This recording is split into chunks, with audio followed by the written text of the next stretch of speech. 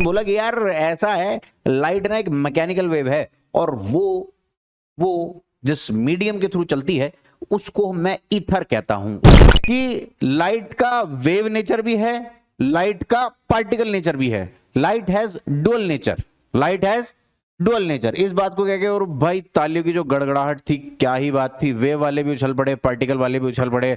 और डिफ्लेक्शन की डायरेक्शन के परपेंडिकुलर हैं दो इलेक्ट्रिक और मैग्नेटिक फील्ड की वाइब्रेशंस।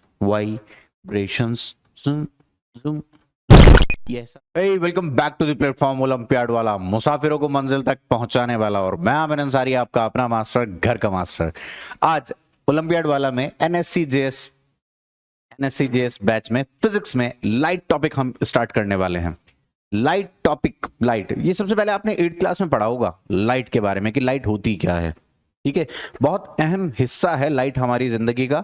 अगर ये लाइट ना होती तो हमारी जिंदगी में ये रंग ना होते, तो जिंदगी बेरंग बेमायने होती। तो लाइट बड़ी खूबसूरत चीज है। अगर आज आपने इसको समझ लिया बस, तो फिर आपका नजरिया बदल जाएगा लाइट के लिए। ठीक है, तो मेरी पूरी कोशिश रहेगी कि लाइट आपको समझ में आए कि होती क्या है। और लाइट की स्टडी, जिस टॉपिक में फिजिक्स में जिस हिस्से में लाइट को डिस्कस किया गया है, स्टडी किया गया है, वो है ऑप्टिक्स। वो क्या ब्रांच है?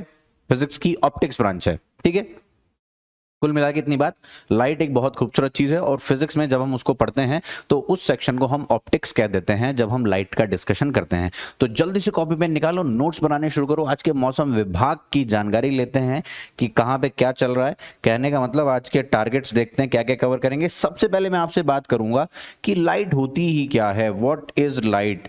व्हाट इज लाइट, ये एक बात समझ में आए।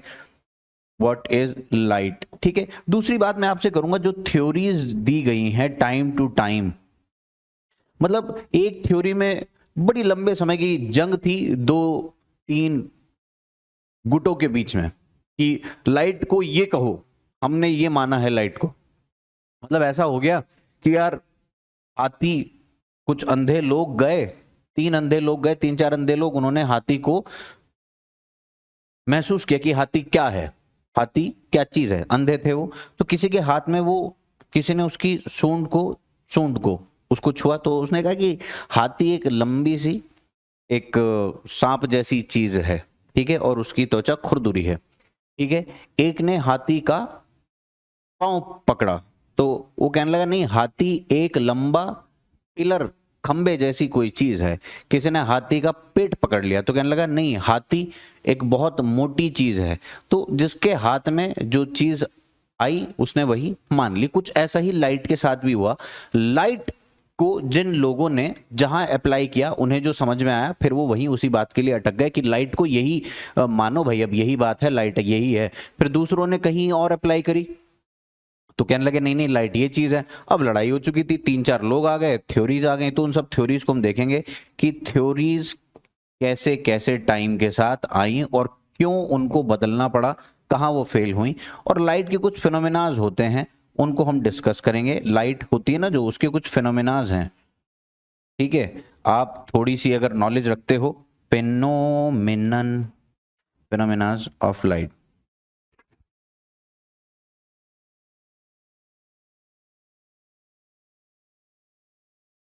ठीक है, जैसे कि रिफ्लेक्शन हो गया, ठीक है, रिफ्लेक्शन हो गया, रिफ्रैक्शन हो गया, इसके बारे में हम बात करेंगे। ठीक है, और भी कुछ चीजें हैं जो आपने अभी तक नहीं सुनी, आज पहली बार मैं आपको सुनाऊंगा तो आपको अच्छा लगेगा। तो सबसे पहले हम बात करते हैं कि लाइट है ही क्या। लाइट है ही क्या, इसके बारे में हम बात करते हैं। ठीक है बाबा, ठीक है। तो फिनोमेनाज ऑफ लाइट के बारे में बात करेंगे, लेकिन उससे पहले हमें बात करनी है कि लाइट होती क्या है। तो सबसे पहले इस बात को समझो, लाइट क्या है। लाइट बहुत खूबसूरत चीज है। Light is a form of energy. Light is a form of energy. Light is a form of energy. Light is a form of energy which gives us sensation of site. ये मैंने definition 8th class में याद की थी, which gives us sensation of site. लेकिन ये तो बात रही सिर्फ एक दूर दूर से उस चीज को महसूस करना। थोड़ा सा डेप्थ में जाएंगे। मतलब लाइट वो चीज है जिसकी बदौलत मैं देख पाता हूं। इस अगर लाइट ना होती तो मैं दुनिया को देख ना पा रहा होता, ऐसा फिजिक्स कहती है। आपको क्या मेरी बात समझ में आई? आज हम बात करने वाले हैं न्यूटन की मतलब थ्योरीज की। सबसे पहले न्यूटन आया पिक्चर में। कौन आया? न्यूटन आया पिक्चर में। न्यूटन कह रहा है कि लाइट ना स्पेस में चलती है छोटे छोटे कैप्सूल्स की फॉर्म में। छोटे छोटे कैप्सूल्स हैं, जूम, एक ट्रेन टाइप जा रही है छोटे छोटे पार्टिकल्स की, स्ट्रीम ऑफ पार्टिकल्स है जो बहुत हाई स्पीड में चलती है। कैप्सूल्स हैं, पार्टिकल्स हैं। क्या हैं? कैप्सूल्स हैं, पार्टिकल्स हैं, बहुत तेजी से चलते हुए जाते हैं। और वो अकेला नहीं है, एक ट्रेन है, स्ट्रीम है, बौछार है। ठीक है, तो लोगों ने कहा ठीक है भाई, न्यूटन बाबा बात कह रहे हैं। न्यूटन सबके पापा थे, न्यूटन सबके पापा थे, बाबा बन चुके थे वो ओवरऑल साइंस की दुनिया में। उनकी अनुमति के बिना कोई बात नहीं हो पाती थी। अगर उन्होंने डिस्क्वालीफाई कर दी थ्योरी तो बस फिर गई। न्यूटन ने जो कह दिया तो माना गया। तो खैर, तो न्यूटन ने कहा तो सबने कहा ठीक है, बाबा बोल रहे हैं तो बाबा सही बोल रहे हैं। और ऐसा हो गया कि न्यूटन ने कहा कि देखो, एक पार्टिकल है, वो पार्टिकल अगर कहीं जाएगा, टकराएगा और आ जाएगा तो रिफ्लेक्शन भी एक्सप्लेन कर पाया मैं। तो लोगों ने कहा वाह क्या बात है। फिर एक यहाँ पे हवा है और यहाँ पे पानी है, ठीक है। एक पत्थर को यहाँ से फेंका, ऐसे गया, तो वो जब एयर से वाटर में गया, एक मीडियम से दूसरे मीडियम में एंटर किया, तो उसका कुछ पाथ भी बदला, उसका कुछ पाथ भी बदला। लाइट के साथ भी ऐसा होते हुए नजर आया, ठीक है। तो लोगों ने कहा कि ये भी एक्सप्लेन हो रहा है, मतलब न्यूटन ने एक्सप्लेन कर दिया कि एक पत्थर एक पार्टिकल को कह रहा है ये पार्टिकल मानो इसको कैप्सूल की फॉर्म में चलता है। तो लोगों ने कहा यार वाह क्या बात है, वाह क्या बात है, बाबा क्या बात है। लेकिन बाबा एक बात में अटक गया कि जहां पे एक बल्ब इधर ऑन किया और एक बल्ब इधर ऑन किया, ऐसी कुछ समझना बात। एक सोर्स ऑफ लाइट यहां है, एक सोर्स ऑफ लाइट यहां है, और इन दोनों से लाइट फैल रही है, ठीक है। पानी में दो पत्थर मारे ऐसे, तो उनसे वेव चली, वेव चली तो वेव चली। अब इससे भी वेव चली, जो पत्थर पानी में जाके गिरा गुड़ुप, तो वेव्स फैलने लगी। यहां पे जो पत्थर आके गिरा गुड़ुप, उसकी वजह से भी वेव्स फैलने लगी। अब इसकी वेव्स और इसकी वेव्स आपस में इंटरफेरेंस करने लगी। एक जगह पे इसकी वेव भी पहुंची और उसी जगह पे इसकी वेव भी पहुंची, तो ये दोनों वेव्स आपस में लड़ पड़ी और एक नया फिनोमेना निकाल के दिया हमें कि इंटरफेरेंस कहने लगे। मतलब जो पैटर्न बना उस लड़ाई में कुछ पैटर्न बना, उस पैटर्न को एक्सप्लेन करने के लिए फिर बुलाया कि बाबा को बुला के लाओ। मतलब इधर भी एक लाइट सोर्स है, इधर भी एक लाइट सोर्स है, इनसे लाइट चल रही है और फिर एक पैटर्न बना, कहीं अंधेरा है कहीं लाइट है। होना तो ये चाहिए था कि लाइट डबल हो जानी चाहिए थी, लेकिन कुछ स्पेसिफिक पॉइंट्स पे, डिफाइंड पॉइंट्स पे लाइट कैंसिल कर गई, एक दूसरे से लड़ मर के खत्म हो गए। वहां पे अंधेरा आ गया और एक जगह लाइट जितनी मिलनी चाहिए थी उससे ज्यादा मिलने लगी। तो भाई ये फिनोमेना तो एकदम भेजे से बाहर था। तो कहानी कुछ ऐसी हुई कि न्यूटन को कहा भाई बाबा एक्सप्लेन करो क्या बकवास है ये। तो बाबा कहने लगे बाबा ऐसे करने लगे। तो बाबा होगा बाबा ऐसा साइड हो जाओ, तुम्हारी थ्योरी फेल हो चुकी है। तो according to this theory reflection and refraction light are explained while this theory. ध्यान देना, न्यूटन बाबा रिफ्लेक्शन और रिफ्रैक्शन को तो भरपूर एक्सप्लेन कर पाए, लेकिन ऐसी तैसी हो गई उनकी कब, जब इंटरफेरेंस की बात होने लगी या डिफ्रैक्शन की बात होने लगी, ठीक है। तो दो फिनोमेना ऐसे हैं यार। डिफ्रैक्शन के बारे में भी अभी मैं ज्यादा बोलना नहीं चाहता, आगे बात करेंगे। आपके अभी सिलेबस की बात नहीं है, बेसिकली बात ये समझना। कुछ फिनोमेना ऐसे थे जब जहां न्यूटन के टाइट हो गए थे हाथ, समझ रहे हो, ठीक समझ रहे, तो थ्योरी फेल हो गई। तो अब नई थ्योरी आई मार्केट में आए हाइगन भैया आए। हाइगन भैया कहने लगे वेव मानो वेव। हाइगन भैया कहने लगे लाइट को क्या मानो, वेव मानो। और कैसी वेव मानो, मैकेनिकल वेव। भाई वेव क्या होती है, एक बार एक लाइन बोलते तो बड़ी शानदार इरशाद फरमाते हो, ध्यान दीजिएगा कि भैया वेव होती है जो एक पॉइंट से दूसरे पॉइंट तक एनर्जी चलती चली जाती है without disturbing the intervening medium. कहने का मतलब ये है जो बीच का मीडियम है उसमें कोई डिस्टरबेंस ना आए और ए पॉइंट से बी पॉइंट तक एनर्जी चलती हुई चली जाए। समझ में नहीं आई बात? तो ये है वेव। तो और मैकेनिकल वेव वो वेव है, आप जानते हैं, कि जिसको मीडियम की जरूरत होती है। जिस वेव को मीडियम की दरकार है, जरूरत है, उसके बिना लाइट चल, जिसके बिना एनर्जी चल ना पाए, वेव चल ना पाए। वेव अगर मीडियम नहीं है तो चल ना पाए, तो इसको हम क्या कहते हैं, मैकेनिकल वेव। मतलब मीडियम होगा तो वेव चलेगी वरना तो नहीं चलेगी। तो हाइगन बोला कि यार ऐसा है, लाइट ना एक मैकेनिकल वेव है और वो जिस मीडियम के थ्रू चलती है उसको मैं ईथर कहता हूं। उसको मैं क्या कहता हूं? ईथर। मतलब लाइट अगर कहीं ट्रेवल कर रही है, इसका मतलब वहां ईथर है, तभी लाइट चल पा रही है। जहां ईथर नहीं होगा वहां लाइट नहीं चल पाएगी। तो लोगों ने कहा कि भैया एक बात बताओ जरा, इधर से सुनो, वो सन जो सूरज है, सूरज भैया कह रहे थे कि यार बीच में कुछ हवा पानी कुछ नहीं है वहां पे, वैक्यूम है, तो वहां पे क्या होगा?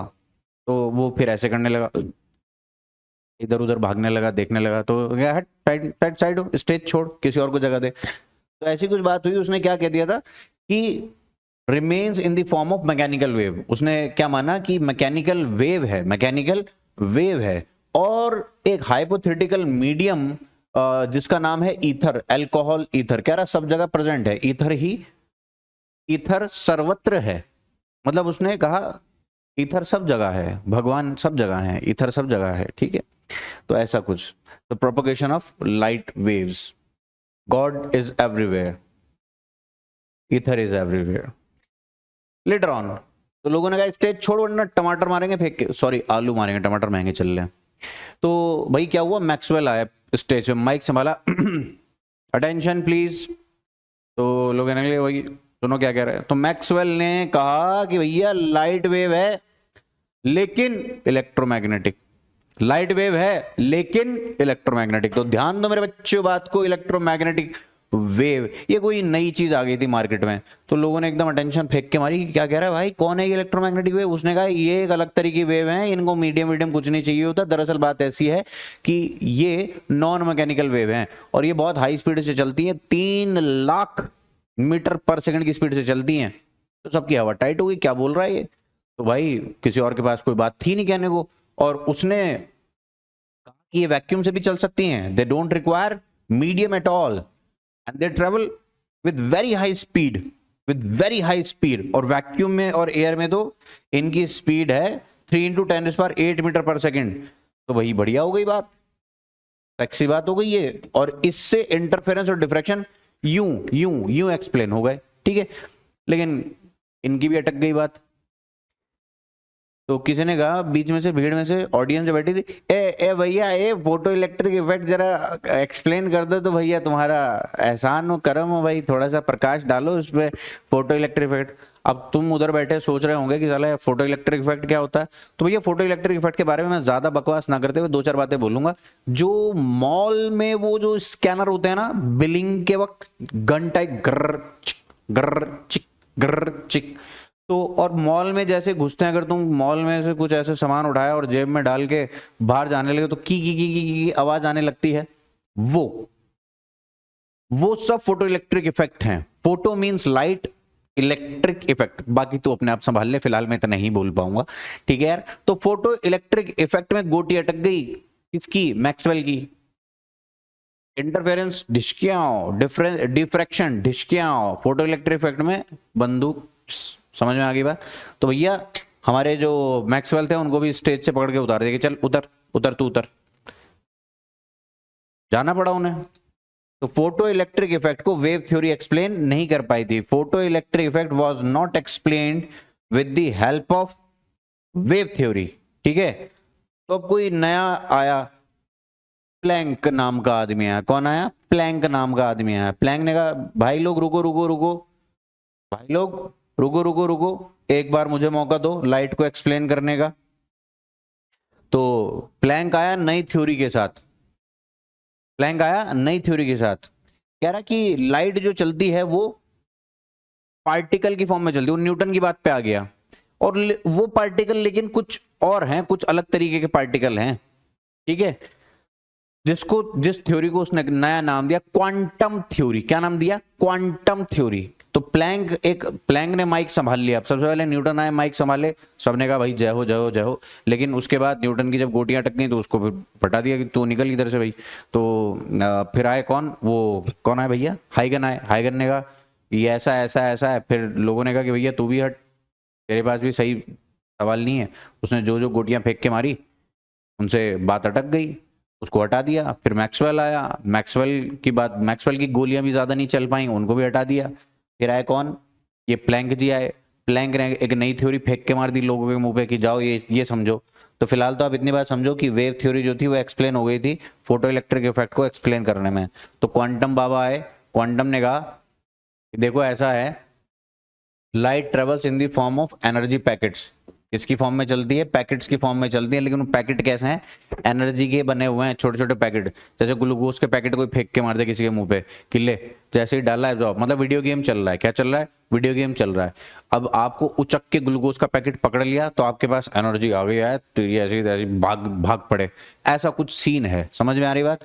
तो वही बात यही है, क्वांटाज ऑफ एनर्जी कॉल्ड फोटॉन्स। उसने उन पैकेट्स ऑफ एनर्जी को क्या बोल दिया? फोटॉन्स बोल दिया। उसने कहा ये मासलेस होते हैं, कुछ प्रॉपर्टीज दी इनकी। मैं एक बात लिख दूं यहां पे, अगर तू वेव पढ़ चुका है।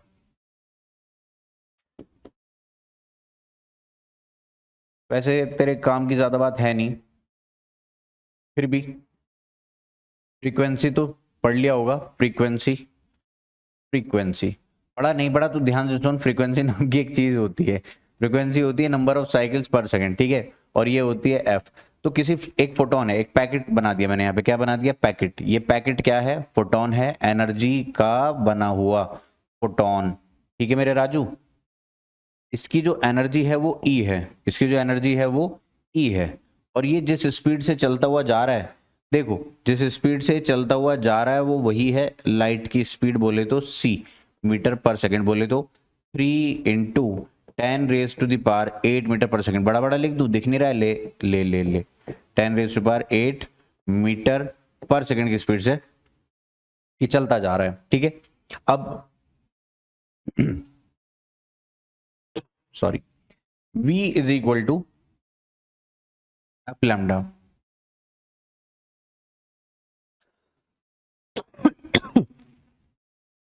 v कौन होती है? स्पीड ऑफ वेव, फ्रीक्वेंसी और वेवलेंथ। तो ये जो ये पैकेट है ना, जो एनर्जी का, जिसको मैं ग्लूकोज का पैकेट बोल रहा हूं, तो इसकी जो एनर्जी है ना भाई, वो कुछ ऐसे डिफाइन हुई, वो कुछ ऐसे डिफाइन हुई, एच सी बाय लैम्डा। आसान कर दूं, एच हटा दूं, is equal to H into frequency. मतलब एनर्जी फ्रीक्वेंसी के डायरेक्टली प्रोपोर्शनल थी। ये फ्रीक्वेंसी, यार देख please please please please please भागना नहीं, ध्यान से सुन, ध्यान से सुन। दिमाग की थोड़ी सी नस दुखेगी, बस बस बस बस 2 मिनट की प्लीज। मैं चाहूँ तो स्किप कर दूं, अगर तू बोले तो नाराज मत हो। इधर देख, समझ में आया तो ठीक, नहीं समझ में आया तो तू स्किप कर दे फिलहाल के लिए। तो एनर्जी यहां पे कांस्टेंट लगाया एच, और ये रही,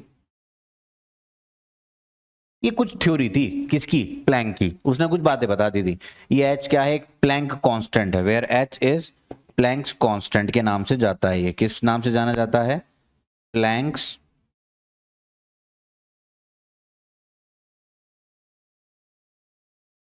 कांस्टेंट। इसकी कोई वैल्यू है तो अभी दिमाग मत लगा। मैं क्या कह रहा था कि एनर्जी जो है पैकेट की, वो क्या है? फ्रीक्वेंसी पे डिपेंड करती है, ठीक है बाबा। तो इतनी बात समझ में आई कि वो पैकेट्स हैं जो एनर्जी वाले। बढ़िया। तो इतनी बात मुझे यहाँ पे करनी थी, और इससे ज्यादा मैं कुछ नहीं बोलूंगा। फिर लड़ाई चली रही थी। कुछ कह रहे हैं पार्टिकल, कुछ कह रहे हैं पार्टिकल। मतलब लाइट क्या है? एक पार्टिकल है। कुछ कह रहे हैं लाइट क्या है? एक पार्टिकल है। कुछ कह रहे हैं लाइट एक वेव है। तो जंग चली रही थी, फिर आए, उन्होंने कहा सब उतर जाओ स्टेज से, सब उतरो भाई, उतरो उतरो उतरो। डी ब्रॉगली भैया आएंगे, डी ब्रॉय, डी ब्रॉय, इसे हम हिंदुस्तानी बोलते पढ़ते हैं डी ब्रॉगली, लेकिन ये डी ब्रॉगली नहीं है, डी ब्रॉय है। डी ब्रॉय भैया आए, उन्होंने कहा ऐसा, उन्होंने स्टेज पे खड़े होके कहा, वेव वाले इधर खड़े थे और पार्टिकल वाले इधर खड़े थे। डी ब्रॉगली भैया खड़े हैं, उन्होंने कहा बात तो आपकी भी सही है, बात तो आपकी भी सही है, और बात आपकी भी सही है। इधर कौन थे? वेव वाले। इधर कौन है? पार्टिकल वाले, जो भी थे इधर उधर खड़े हैं। तो उन्होंने कहा बात आपकी भी सही है और बात आपकी भी सही है। लोगों ने कहा ये कैसी बात हुई भाई, इनकी भी बात सही बता रहे हो, इनकी भी बात सही कर बता रहे हो। तो डी ब्रॉगली कह रहे बात तो आपकी भी सही है। तो कहना क्या चाह रहे थे डी ब्रॉगली? बात तो सही है कि लाइट का वेव नेचर भी है, लाइट का पार्टिकल नेचर भी है। Light has dual nature, light has dual nature, इस बात को कह के और भाई तालियों की जो गड़गड़ाहट थी, क्या ही बात थी, वेव वाले भी उछल पड़े, पार्टिकल वाले भी उछल पड़े और डी ब्रोगली को कंधे पर उठा लिया। लेकिन ऐसा नहीं, डी ब्रोगली ने पूरी बात बोली कि यार वेव तो क्यों, पार्टिकल तो क्यों, ये अलग अलग बातें हैं। जब जिस फिनोमेना को एक्सप्लेन करना हो उस नेचर को मान लो और अपनी बात एक्सप्लेन करके आगे बढ़ जाओ। इतनी बात कहते ही बात जम गई भाई। लाइट हैज डुअल नेचर, ठीक है, that is wave nature and particle nature. Wave nature, light is electromagnetic wave, light is an electromagnetic wave, it is transverse in nature, मतलब एनर्जी अगर इधर प्रोपोगेट कर रही है तो ये ऐसे ऐसे चलती हुई जाएगी, प्रोपोगेशन डायरेक्शन के परपेंडिकुलर, ठीक है, बढ़िया बात है। वैक्यूम में चल जाती है, प्रोपोगेट इन वैक्यूम। पार्टिकल की बात करें और फोटोन नेचर की बात करें, with the help of this theory photo electric effect is explained. समझ में आई बात? वेव नेचर मानते ही वो डिफ्रैक्शन, इंटरफेरेंस, रिफ्लेक्शन सब एक्सप्लेन हो गया, ठीक है। पार्टिकल नेचर मानते ही फोटो इलेक्ट्रिक इफेक्ट एक्सप्लेन हो गया, फोटो इलेक्ट्रिक इफेक्ट एक्सप्लेन हो गया, बढ़िया, मजा ही आ गया भाई। तो कहने की बात यह है, अब कुछ लाइट के कैरेक्टरिस्टिक्स पढ़ लिए जाएं कि लाइट के कैरेक्टरिस्टिक्स हैं क्या, और इनके ऊपर सवाल भी बन जाते हैं, कभी कभी बन जाते हैं। लाइट हैज डुअल नेचर, तुमने कहा ठीक, मैंने भी कहा ठीक, बोथ वेव एंड पार्टिकल, टिक लगाओ। Light is an electromagnetic wave, sir बाकी सब तो ठीक है, लेकिन इलेक्ट्रोमैग्नेटिक वेव क्या है? मुझे 2 मिनट का वक्त देना पड़ेगा आपको, मैं इसका थोड़ा सा और बखान कर दूंगा, एक्सप्लेनेशन दे दूंगा, ठीक है। Light does not require material medium for its propagation, light vacuum के थ्रू भी चल सकती है। क्या आपको पहला पॉइंट, दूसरा पॉइंट, तीसरा पॉइंट में कोई दिक्कत है? कोई दिक्कत है? कोई दिक्कत है? नो दिक्कत। उसने कहा कि जो ये स्पीड ऑफ लाइट है फ्री स्पेस में, वैक्यूम में, ये चलती है 3 × 10⁸ मीटर पर सेकंड से। किससे चलती है? 3 × 10⁸ मीटर पर सेकंड से। Its speed is marginally less in air, जरा सी कुछ कम हवा में, बाकी वैक्यूम में मस्त एकदम 3 × 10⁸ से चलता है। Its speed decreases considerably in glass और वाटर। अगर लाइट ग्लास से और वाटर से जा रही होगी तो वैक्यूम से काफी हद तक कंसिडरेबली रिड्यूस हो जाती है। हाँ, हवा में और वैक्यूम में कोई खास फर्क नहीं है, जैसी वैक्यूम में करीब करीब वैसी ही हवा में। बात समझ में आई? ठीक है। Light undergoes reflection from polished surfaces, polish surfaces से मिरर से ये रिफ्लेक्ट कर जाती है, वापस आ जाती है, बाउंस बैक हो जाती है। और light undergoes refraction, fraction when it goes from one medium to another medium. ये कुछ बातें हमने लाइट के बारे में पढ़ ली। भैया कोई भी दिक्कत हो, स्क्रीनशॉट लेना चाहो, जो करना चाहो करो, पढ़ो, मस्त बिंदास एकदम आगे बढ़ो, आओ, ठीक है।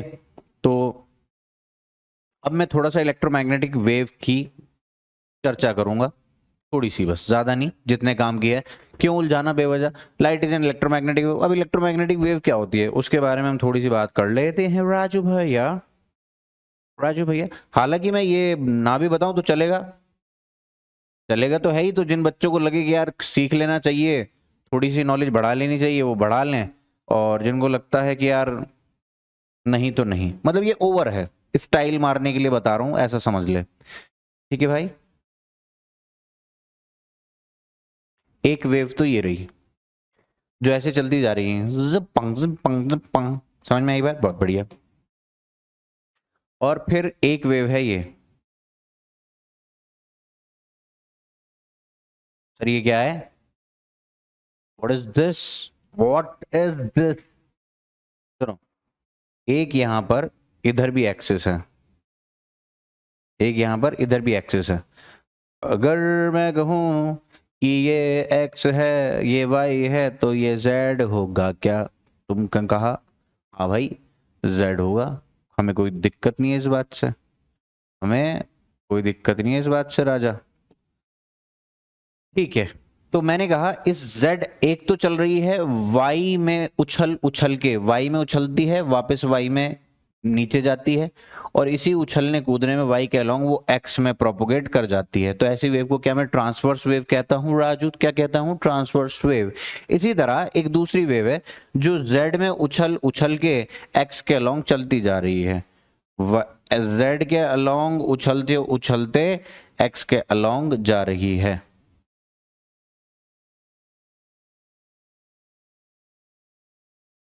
समझना बात को, ठीक है, मतलब जेड के अलोंग ऐसे उछल रही है।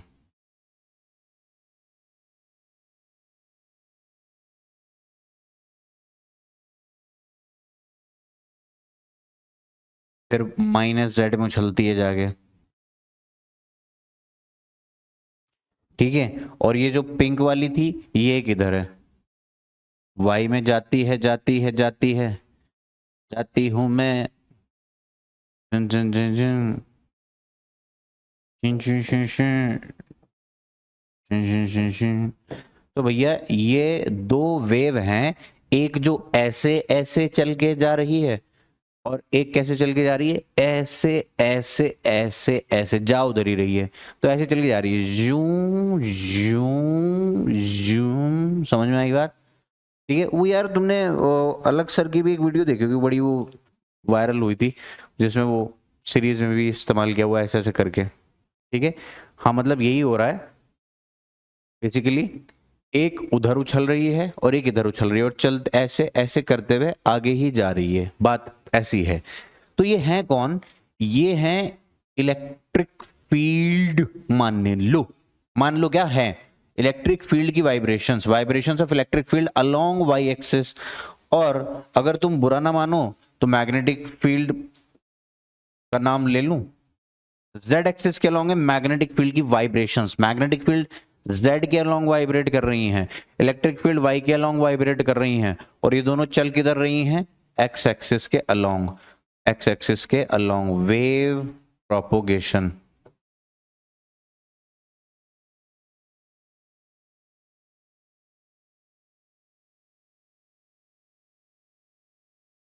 वेव प्रोपोगेशन, ठीक है भैया। तो ये कुल मिला के आपकी इलेक्ट्रोमैग्नेटिक वेव का रिप्रेजेंटेशन है, एक चलचित्र बनाने की कोशिश की गई है, एक चलचित्र बनाने की कोशिश की गई है, ठीक है। वेव प्रोपोगेशन है भाई। तो ये क्या है, इलेक्ट्रोमैग्नेटिक वेव, इलेक्ट्रोमैग्नेटिक वेव, इसीलिए इसका नाम है इलेक्ट्रोमैग्नेटिक वेव। यानी कि इसके अंदर इलेक्ट्रिक फील्ड का भी कुछ हिस्सा है और कुछ मैग्नेटिक फील्ड का भी किस्सा है, ठीक है। तो इलेक्ट्रोमैग्नेटिक वेव हो गई है, इसके अंदर इलेक्ट्रिक फील्ड और मैग्नेटिक फील्ड की वाइब्रेशंस हैं, लेकिन एक दूसरे के परपेंडिकुलर हैं, लेकिन एक दूसरे के परपेंडिकुलर हैं। ध्यान से पढ़ ले आजा, ध्यान से पढ़ ले आजा। Electromagnetic wave consists of mutually perpendicular electric and magnetic field vibrations perpendicular to the direction of propagation। Propagation की डायरेक्शन, प्रोपोगेशन की डायरेक्शन के परपेंडिकुलर हैं दो इलेक्ट्रिक और मैग्नेटिक फील्ड की vibrations, vibrations, zoom zoom zoom, ये ऐसा अलग सर कर रहे थे, मैं नहीं कर रहा हूँ, ये वो कर रहे थे, ठीक है। And travels with speed of 3 into 10⁸ metre per second in air और वैक्यूम। बस इतनी नॉलेज बहुत बहुत है नॉलेज है इसमें, बहुत ज्यादा नॉलेज है। अब सर एग्जाम्पल्स क्या हो सकते हैं इसके, एग्जाम्पल्स क्या हो सकते हैं, स्क्रीनशॉट लेना हो जो भी करना हो, ठीक है। फिर मैंने ये पढ़ा, ओ ससा ससा ससा, ये पढ़ा है, समझ में आया, इलेक्ट्रिक फील्ड और मैग्नेटिक फील्ड की वाइब्रेशंस, ठीक है भाई। तो इसके एग्जाम्पल्स देख लो आप, जितनी भी ये सुनते हो ये सब क्या है, इलेक्ट्रोमैग्नेटिक वेव ही है। Radio waves, microwaves, light waves, X rays, UV rays, gamma gamma gamma gamma rays, gamma rays etcetera, cosmic rays, ये सब क्या है, इलेक्ट्रोमैग्नेटिक वेव्स हैं। क्या है ये, इलेक्ट्रोमैग्नेटिक वेव्स। अब यार ये सब ठीक है, ये सब क्या है, एग्जाम्पल हैं किसके, इलेक्ट्रोमैग्नेटिक वेव के। बहुत शानदार, मुझे कोई दिक्कत नहीं है, तुम्हें कोई दिक्कत है क्या, नहीं, बहुत बढ़िया। तो कहानी कुछ ये है कि मैंने इनको सजाया, इन सब की एक फ्रीक्वेंसी है, एक वेवलेंथ है, हर वेव की, each wave, each type of wave, note है ये, क्या कह रहा हूं, each type of wave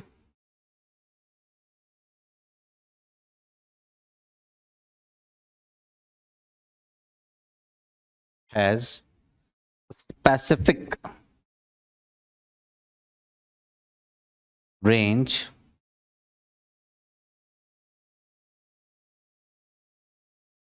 frequency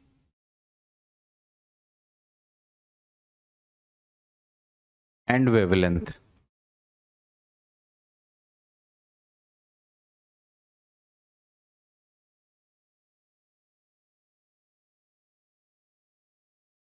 मतलब ये जो है रेडियो वेव्स की एक पर्टिकुलर फ्रीक्वेंसी रेंज होगी F1 से लेकर F2 तक, फिर इसकी कुछ होगी F3 से लेकर F4 तक, ऐसा वेवलेंथ की रेंज होगी λ1 से लेकर λ2 तक। हाई लेवल जा रहा है क्या, लोड न लेना, ये शुरुआत की बकवास है, ये तो बस ऐसे ही कुछ नॉलेज तेरी बढ़ जाए, ऐसे उठपटांग बता दिया, बस बताना एक बार, मुझे भी तसल्ली होगी, तुझे भी कंप्लीट फील आएगी, तेरा मन करे तो रिफ्लेक्शन पे थोड़ी सी नॉलेज ले ले, एक बार सुन ले, सुनने में क्या जा रहा है यार, ठीक है, तुझे कुछ बेसिक आइडिया तो कि हाँ ऐसा कुछ होता भी है।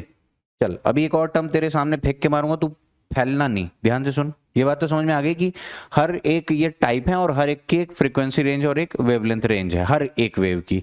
तो उसी बेसिस पे कि किसकी क्या फ्रीक्वेंसी रेंज है, मैंने एक इंक्रीजिंग ऑर्डर बना दिया या एक डिक्रीजिंग ऑर्डर बना दिया।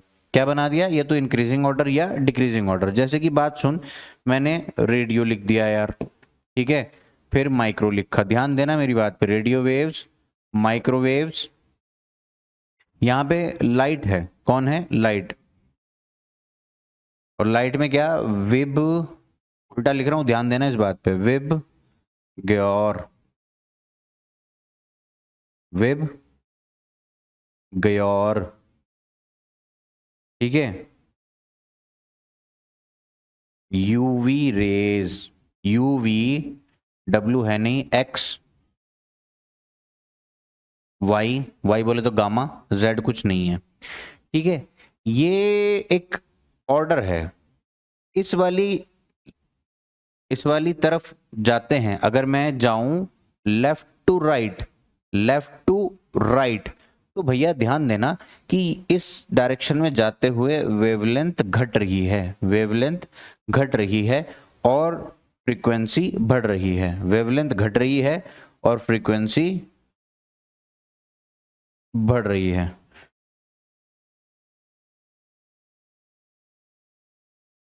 वेवलेंथ घट रही है और फ्रीक्वेंसी बढ़ रही है। तो ध्यान देना कि एक अरेंज्ड ऑर्डर में या तो इंक्रीजिंग या डिक्रीजिंग, या तो उधर से इधर को देख लो या इधर से उधर को देख लो, उधर से इधर की तरफ देख लो या इधर की तरफ से उधर की तरफ देख लो, इस ऑर्डर को हम स्पेक्ट्रम कहते हैं और कुछ नहीं, इसी इसी अरेंजमेंट को हम स्पेक्ट्रम कहते हैं।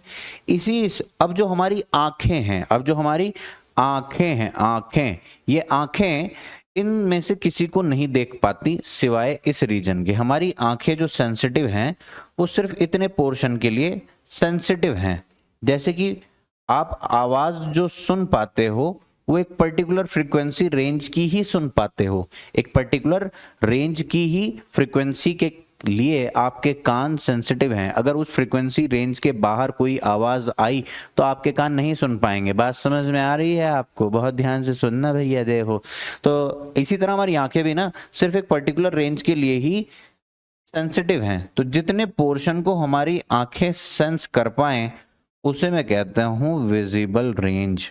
वहां पे क्या कहते थे, ऑडिबल रेंज, यहाँ पे क्या, विजिबल, विजिबल, विजन के लायक, विजन के योग्य, visible, Audible, audio able, visible range. तो ये कौन हो गई, विजिबल रेंज हो गई भैया, समझ में आई बात? तो रेड कलर से लेके वॉयलेट कलर तक हमारी आंखें इतनी रेंज के लिए सेंसिटिव हैं। अब जो ये विजिबल रेंज है, ये उस ईएम स्पेक्ट्रम का एक वो हिस्सा, इलेक्ट्रोमैग्नेटिक स्पेक्ट्रम का वो हिस्सा जिसके लिए हमारी आंखें सेंसिटिव हैं, उसी पोर्शन को मैं लाइट कह देता हूं। समझ में आई बात आपको? उसी पोर्शन को मैं लाइट कहता हूं। तो रेड कलर से वॉयलेट कलर तक जितनी भी कलर्स हैं इनके लिए मेरी आंखें सेंसिटिव हैं। तो ये जो रेज हैं ये कौन सी हो गई, लाइट रेज। इसी को मैं क्या कह देता हूं, लाइट, लाइट, अरे क्या कह देता हूं, लाइट, अरे क्या कह देता हूं, लाइट। तो आपको एक और डेफिनेशन समझ में आई कि यार इलेक्ट्रोमैग्नेटिक स्पेक्ट्रम का वो हिस्सा जिसके लिए मेरी आंखें सेंसिटिव हैं उसको मैं लाइट कहता हूं, उसको मैं क्या कहता हूं? लाइट कहता हूं। चल आगे, चल क्या? अरे बस चल क्या भाई? बाकी सब ठीक, बस चल रहा है। तो भाई ये हो गई बात, light.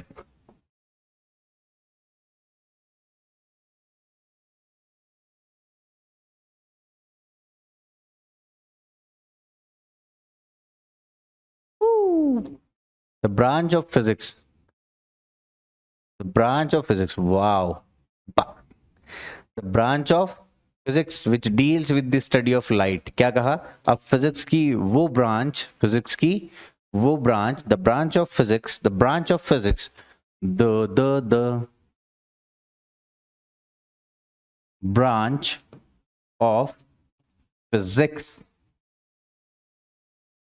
which deals with the study of light, which deals with the study of light, with the study of light is known as optics, is known as optics।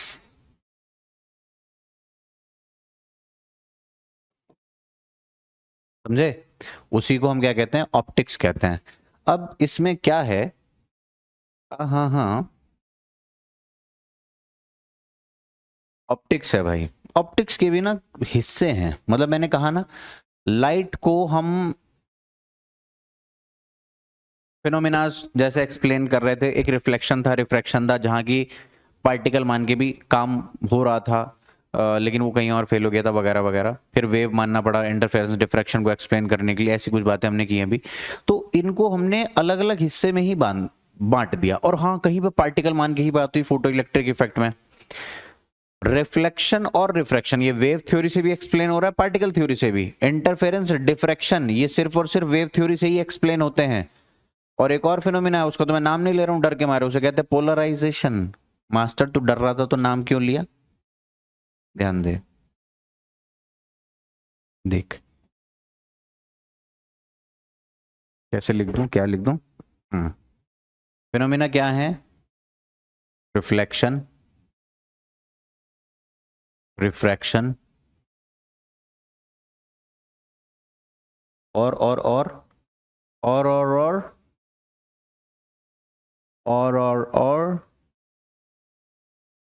Diffraction. ये नाम है यार, देख तू घबरा मत। कभी तू पहला लेक्चर ही छोड़ के भाग जाए, मैं क्या करूंगा अकेला यहाँ पे? इधर आ मेरे पास। रिफ्लेक्शन, रिफ्रैक्शन, इंटरफेरेंस, डिफ्रैक्शन, और यहाँ पे कौन है? Photo electric effect, P. तो भैया पार्टिकल नेचर, सबसे पहले तो वेव लिखते हैं।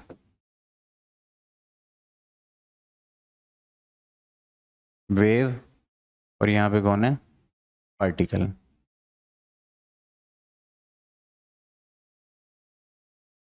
रिफ्लेक्शन वेव से भी एक्सप्लेन होता है, पार्टिकल से भी एक्सप्लेन होता है। रिफ्रैक्शन वेव से भी एक्सप्लेन होता है और पार्टिकल से भी एक्सप्लेन होता है। बहुत ही बढ़िया बात है। लेकिन इंटरफेरेंस वेव से ही एक्सप्लेन होता है, ठीक है, पार्टिकल से एक्सप्लेन नहीं होता है। डिफ्रैक्शन वेव से एक्सप्लेन होता है, पार्टिकल से एक्सप्लेन नहीं होता है। पीईई वेव से एक्सप्लेन नहीं होता है, पार्टिकल से ही एक्सप्लेन होता है। बात समझ में आई? ये कहानी समझ में आई भैया? ऐसी कुछ बात है। तो अब हमने क्या किया, एक और नाम भी है, एक और नाम भी है, वही जिसका मैं नाम ले रहा था। क्या है वो? पोलराइजेशन। घबराने की बात नहीं है भैया, देख प्लीज। हाँ, पोलराइजेशन, पोलराइजेशन। कोई और बताए इससे अच्छा? मैं बताऊंगा, मैं बताऊंगा। वेव पार्टिकल से एक्सप्लेन नहीं होता। तो यार ऐसा है कि हमने लाइट को एक बार वेव मान के पढ़ा तो एक अलग चैप्टर बन गया। एक भी पार्टिकल लाइट को रे रे रे ऑफ लाइट मान के पढ़ लिया। क्या मान के पढ़ लिया? रे ऑफ लाइट की एक स्ट्रेट लाइन में, मतलब लाइट एनर्जी, रे लाइट एनर्जी चलती जा रही एक लाइन में, बस एक लाइन में, इसको मान के पढ़ लिया। एक बार हमने क्या मान के पढ़ लिया? एक लाइन मान के पढ़ ली। लाइट को क्या मान लिया? लाइन, एक लाइन। ये लाइट रे है, क्या बोल दिया इसको? लाइट रे, लाइट रे। इससे मैं ये वाले दोनों फिनोमेना पढ़ पाता हूं, फिनोमेना पढ़ पाता हूं, ये दोनों रे मान के। फिर वेव मान के मैं ये 3 पढ़ पाता हूं, और फिर सबसे लास्ट में यहां पे मुझे पार्टिकल मान के ही पढ़ना पड़ता है। तो भैया ऑप्टिक्स को 3 हिस्से में पढ़ा जाता है, एक रे ऑप्टिक्स, एक वेव ऑप्टिक्स, और एक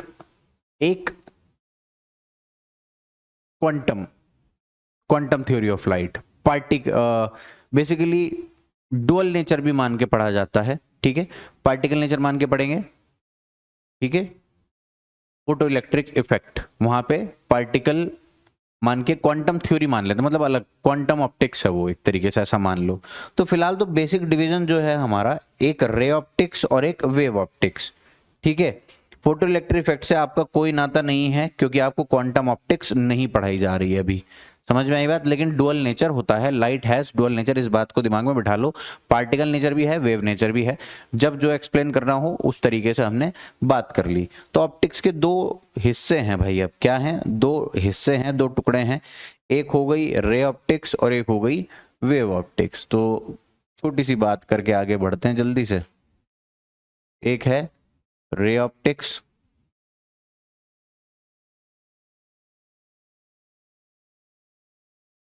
और एक है wave optics.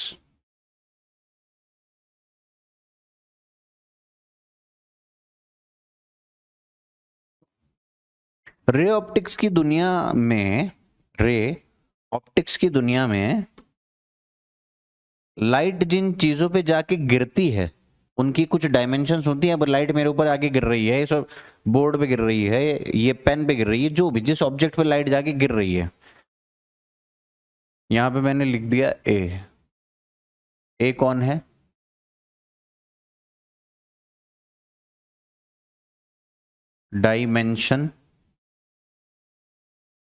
Dimensions of an obstacle. ज्यादा लोड हो गया क्या भाई?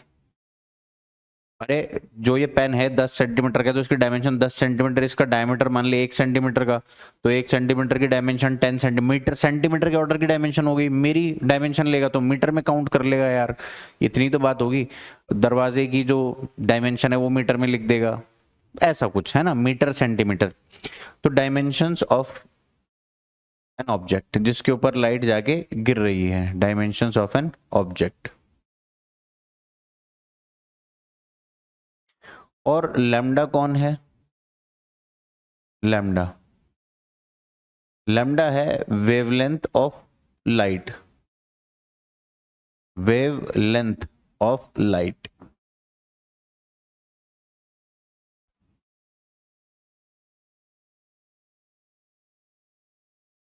तो रे ऑप्टिक्स में लैम्डा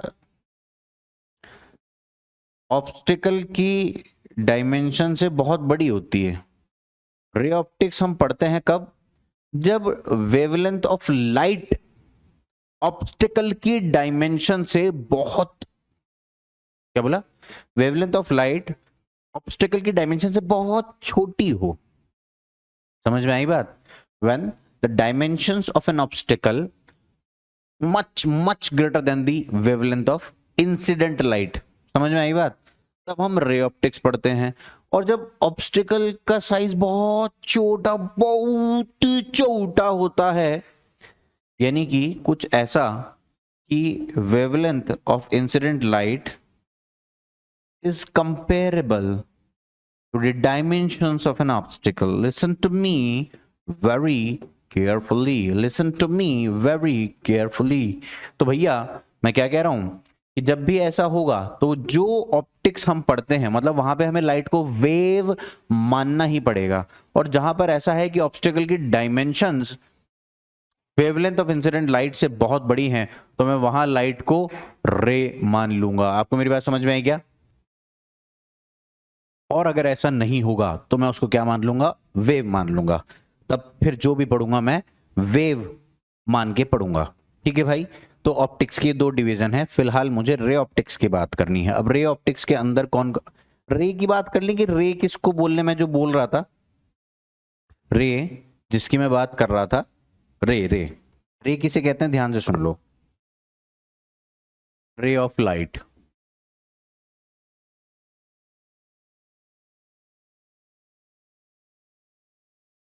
एक लाइन होती है, एक रे, मतलब लाइट की डायरेक्शन को, लाइट की डायरेक्शन में एक लाइन बना दी जाए तो इसको मैं क्या कह देता हूं? रे। और कलेक्शन ऑफ रे वो क्या हो जाती? बीम। बहुत सारी रेज, इनको मैं क्या कह देता हूं? बीम कह देता हूं। कलेक्शन ऑफ रेज, तो ये क्या हो गई? बीम है भैया। कौन है? बीम। ठीक है।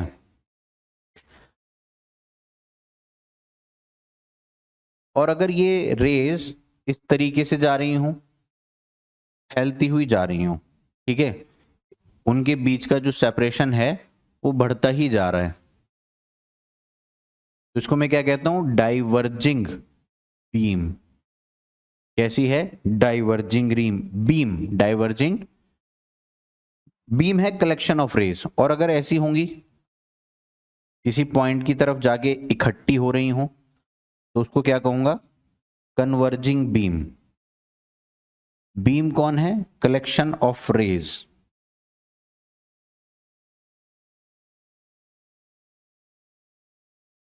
ठीक है जी। ये तो कौन है? Ray of light. ये कौन है? बीम।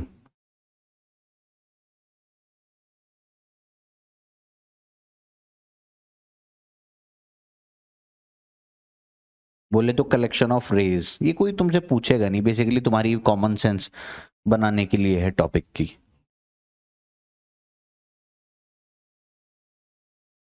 ठीक है जी। ये कैसी हो गई? डाइवर्जिंग, फैलती हुई। डाइवर्जिंग।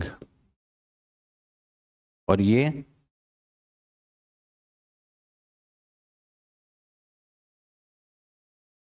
कन्वर्जिंग। डाइवर्जिंग, कन्वर्जिंग, ये कहानी है। ठीक है। Beam of light.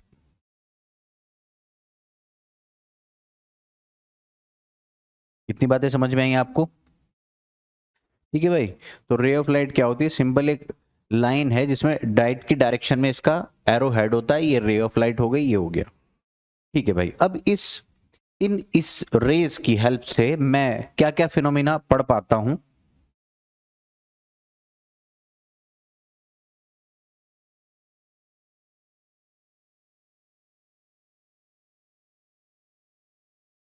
Under ray optics, those phenomena which can be explained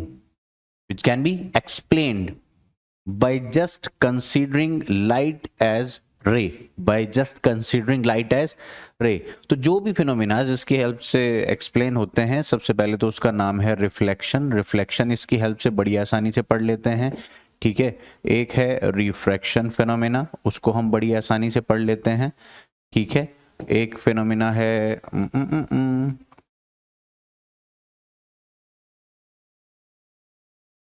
T I R.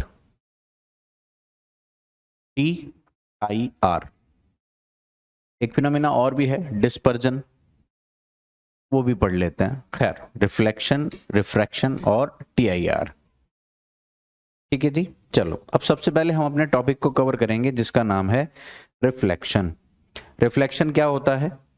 Reflection होता है bouncing back of light in the same medium. Reflection क्या है? Reflection bouncing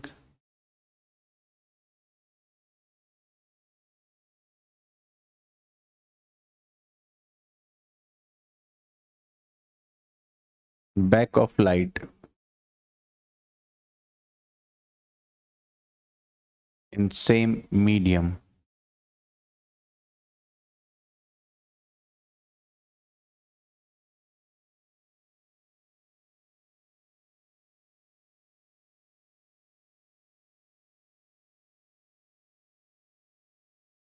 bouncing back of light in the same medium, ठीक है।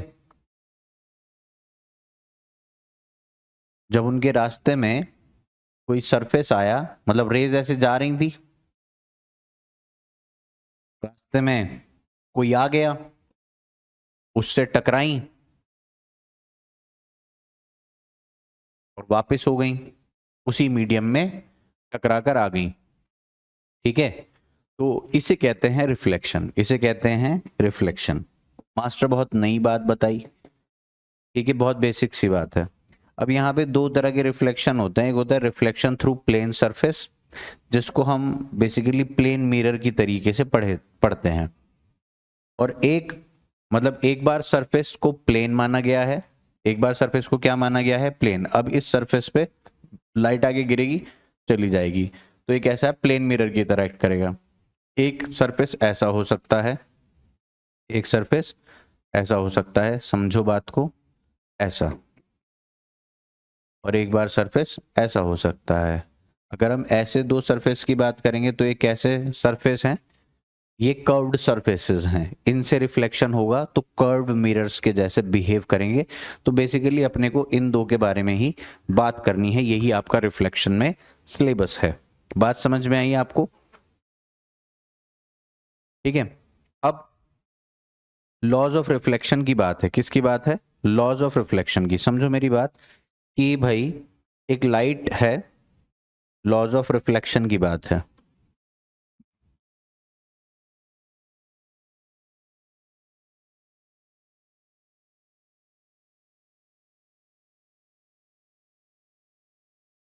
Laws of reflection, समझने वाली बात यह है कि मान लीजिए कोई एक सरफेस रखा हुआ है, प्लेन प्लेन सरफेस रखा हुआ है, कोई दिक्कत नहीं है, मुझे बिल्कुल शानदार चीज रखी हुई, कोई दिक्कत नहीं है, ये है ऐसे एक सरफेस रखा हुआ है। अब आ गई एक रे,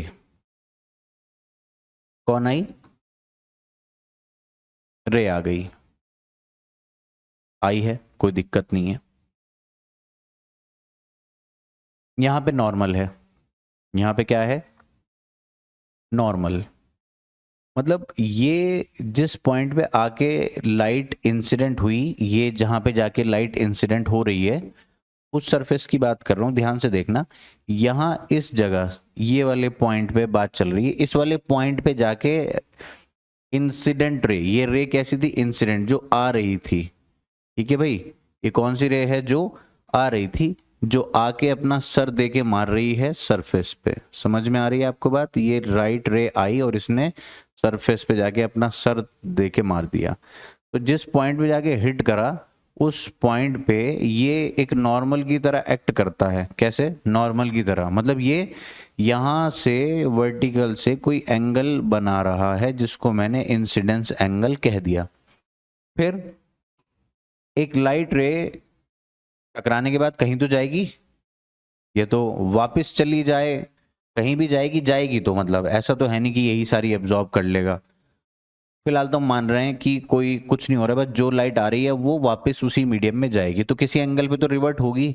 और ये सबसे खूबसूरत तरीका है समझने का कि हाँ इधर गई होगी, मतलब ऐसा अंदाजा, खूबसूरत अंदाजा लगाया जा सकता है कि लाइट रे इधर की डायरेक्शन में कहीं गई होगी, गई, ठीक है। तो जितना एंगल इसने बनाया, मान लिया हमने, उसको कह दिया एंगल आर। तो ये रे भी कौन सी है, रिफ्लेक्टेड रे। कौन सी रे है ये, रिफ्लेक्टेड रे। मेरे बच्चों कौन सी रे हो गई, रिफ्लेक्टेड रे। और ये कौन सी रे हो गई, इंसिडेंट रे।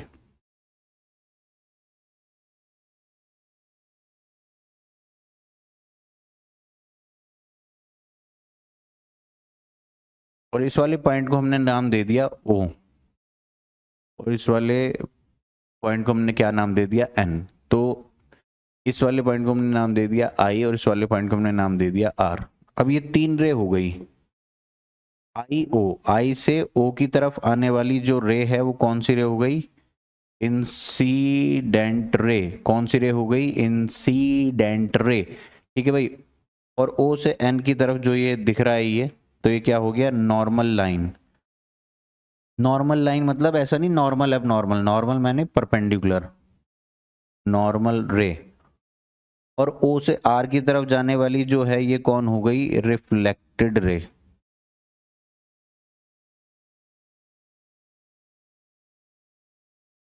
ये हो गई रिफ्लेक्टेड रे। समझो इस बात को कि जो OI रे है उसने आके नॉर्मल के साथ एक एंगल बनाया, उसने नॉर्मल के साथ कोई एंगल बनाया जिसको मैं क्या कह रहा हूं, इंसिडेंस एंगल। सर कहां पे भाई, ये रहा। और ये कौन सा है, angle of reflection, angle I, angle of reflection. समझे? तो जो एंगल आई है वो कौन हो गया, angle of incidence, angle of incidence, angle of incidence. Sir तो हमें इतना बेसिक ना समझ, क्योंकि मैं 8th क्लास में पढ़ के आया हूं। नहीं सर अच्छे से पढ़ाओ, मेरी 8th कोरोना में निकल गई। कोई नहीं, मैं देख लूंगा, तू बस पढ़। एंगल ऑफ रिफ्लेक्शन और एंगल ऑफ इंसिडेंस। तो लॉज ये कहते हैं, पहला लॉ इस प्रकार है,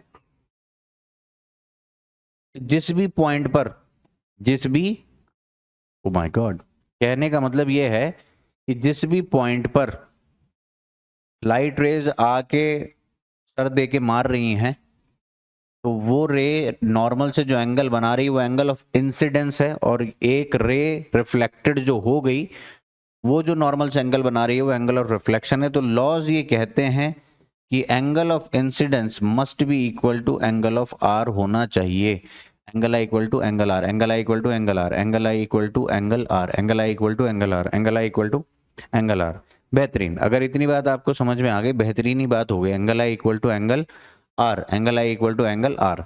दूसरा लॉ है, उसको भी जरा ध्यान से देख लो। दूसरा लॉ क्या कहता है, दूसरे लॉ की कहानी ये है कि जितनी भी 3 रे आपको दिख रही है ना, एक इंसिडेंट रे, एक रिफ्लेक्टेड रे और एक नॉर्मल रे, ये तीनों की तीनों सेम प्लेन में लाई करती हैं। क्या कहा, ऑल रेज, ऑल रेज, भले ही वो इंसिडेंट रे हो, भले ही वो रिफ्लेक्टेड रे हो, भले ही वो नॉर्मल हो, all rays lie in the same plane, all lie in the same plane। बात समझ में आ गई क्या? ठीक है भैया, incident ray, reflected ray, normal ray, all lie in the same plane. ये दो ही लॉ हैं रिफ्लेक्शन के, ज्यादा दिमाग लगाने की कोई जरूरत नहीं है। यही दो लॉ लॉज ऑफ रिफ्लेक्शन के नाम से जाने जाते हैं। कोई दिक्कत, नो दिक्कत, कोई दिक्कत, नो दिक्कत। अब मैं कहूं कि यार वो तो प्लेन सरफेस था, रेगुलर सरफेस था, और डायग्राम अगर तुम देखना चाहते हो देख लो, क्या दिक्कत है? मैं भी फालतू, तुम भी फालतू, मैं भी फालतू, तुम भी फालतू। देखो, ऐसा जो प्लेन सरफेस है, यहाँ पे ऐसी बहुत सारी रेज आएंगी और कहीं भी आके गिरेंगी। मतलब कहने का ये है कि रेज आकर गिरी, एक और रे आकर गिरी, एक और रे आकर गिरी, एक और रे आकर गिरी। समझ रहे हो, समझ रहे हो, समझ रहे हो? बहुत शानदार। फिर अब जो रे जाएगी, अब जो रे जाएगी, अब जो रे जाएगी, अब जो रे जाएगी, तो इसे कहते हैं रेगुलर रिफ्लेक्शन। कैसा रिफ्लेक्शन है ये? Regular reflection. सर देखने में बहुत अच्छा सा लग रहा है, बस इसी को रेगुलर रिफ्लेक्शन कहते हैं। कैसा रिफ्लेक्शन? Regular reflection.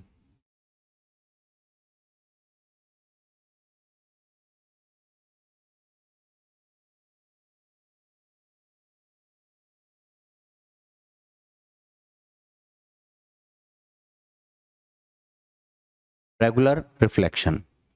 अगर ये सरफेस जो आपको दिख रहा है ये वाइट वाला, अगर ये थोड़ा सा ऊबड़ खाबड़ हो, ऊबड़ खाबड़ से मेरा मतलब है ये कुछ ऐसा हो, अब क्या होगा, अब बातें बिगड़ गई। यहां आई रे, ठीक है, तो अभी कहां जाए,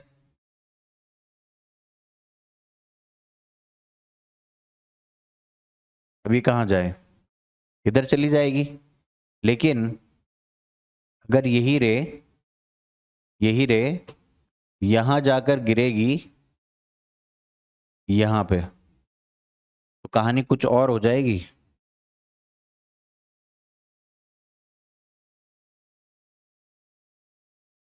देख रहे हो कितनी बदल गई कहानी।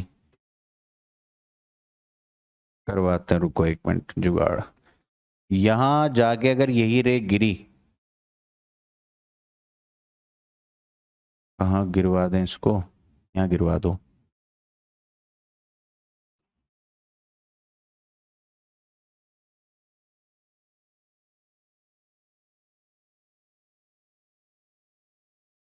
हम्म,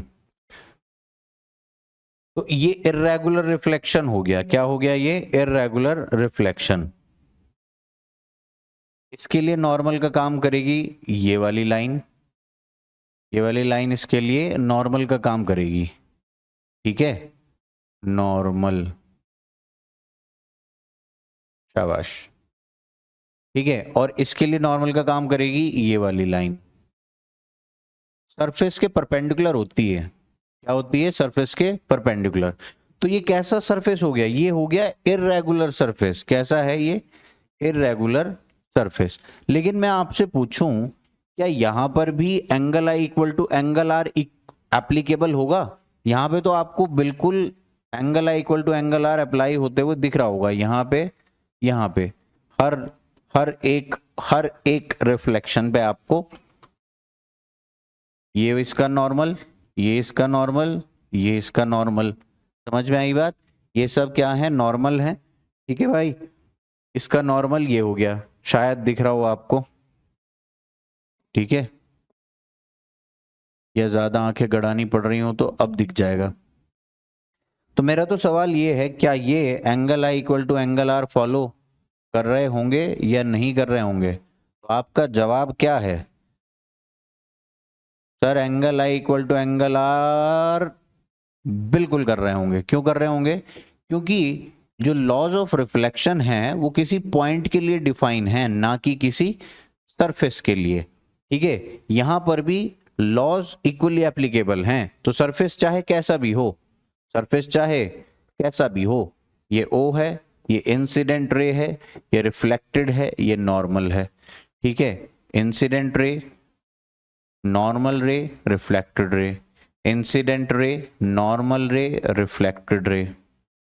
तो all laws are applicable because these laws are defined for a point। किसी पर्टिकुलर पॉइंट के लिए डिफाइन है, किसी पर्टिकुलर पॉइंट के लिए डिफाइन है। हर पॉइंट पर angle I equal to angle R, all lie in the same plane. ये दोनों लॉ बिल्कुल अप्लाई हो रहे होंगे खतरनाक तरीके से, दिमाग लगाने की कोई जरूरत नहीं है। बहुत शानदार बात हो गई ये तो, बढ़िया ही, मजा ही आ गया। लाइट की एक और प्रॉपर्टी है जिसके बारे में हम बात करेंगे, रेक्टिलिनियर प्रोपगेशन ऑफ लाइट। ये 8वीं क्लास में एनसीईआरटी में बनी हुई एक लाइट है कि एक बच्चे ने कैंडल उधर जला दी, अब उसके बाद कार्डबोर्ड रख दिए। अब कार्डबोर्ड इस तरीके से रखे कि हर कार्डबोर्ड में एक छोटा सा सुराख कर दिया, होल कर दिया। समझ में आई बात? कार्डबोर्ड में एक सुराख कर दिया, छोटा सा होल कर दिया, और फिर जाके और उनको इस तरीके से रखा कि सारे होल एक दूसरे की लाइन में आ रहे हैं, और फिर जाके ऐसे देख रहा है तो उसे कैंडल दिख रही थी। तो इसका मतलब लाइट ट्रेवल करके सीधी उसकी आंखों में जाके घुस रही है। देख यहाँ पे आंख भी बना रखी है, ये आंख बना दी। मैंने अपनी आंख निकाल के यहाँ पे रखी, उससे पूछा, मैंने कहा तो उसको दिख रही कैंडल? कहने लगी हाँ।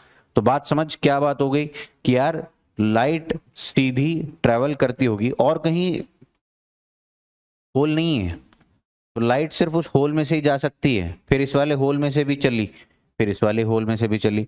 तो लाइट के पास एक प्रॉपर्टी है जिसको हम क्या कहते हैं, रेक्टिलीनियर प्रोपगेशन, रेक्टिलीनियर प्रोपगेशन। ठीक है, in simplest term rectilinear propagation of light means light energy travels in a straight line. ठीक है भाई, बहुत शानदार।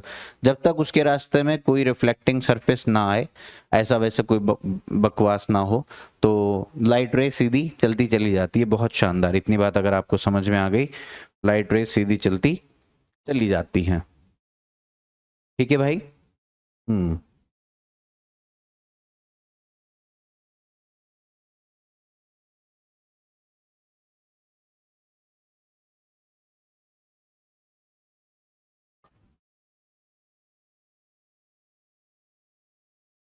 चलो जी, अभी हम पढ़ने जा रहे हैं reflection through plane mirror. Reflection through plane mirror, reflection through plane mirror.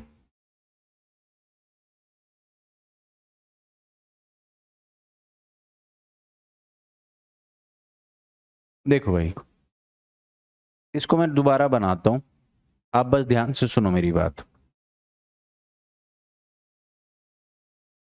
एक मिरर रखा हुआ, प्लेन मिरर, प्लेन मिरर रखा है। प्लेन मिरर कोई दिक्कत नहीं है, बढ़िया है। प्लेन मिरर, ये वाली जो साइड है ना,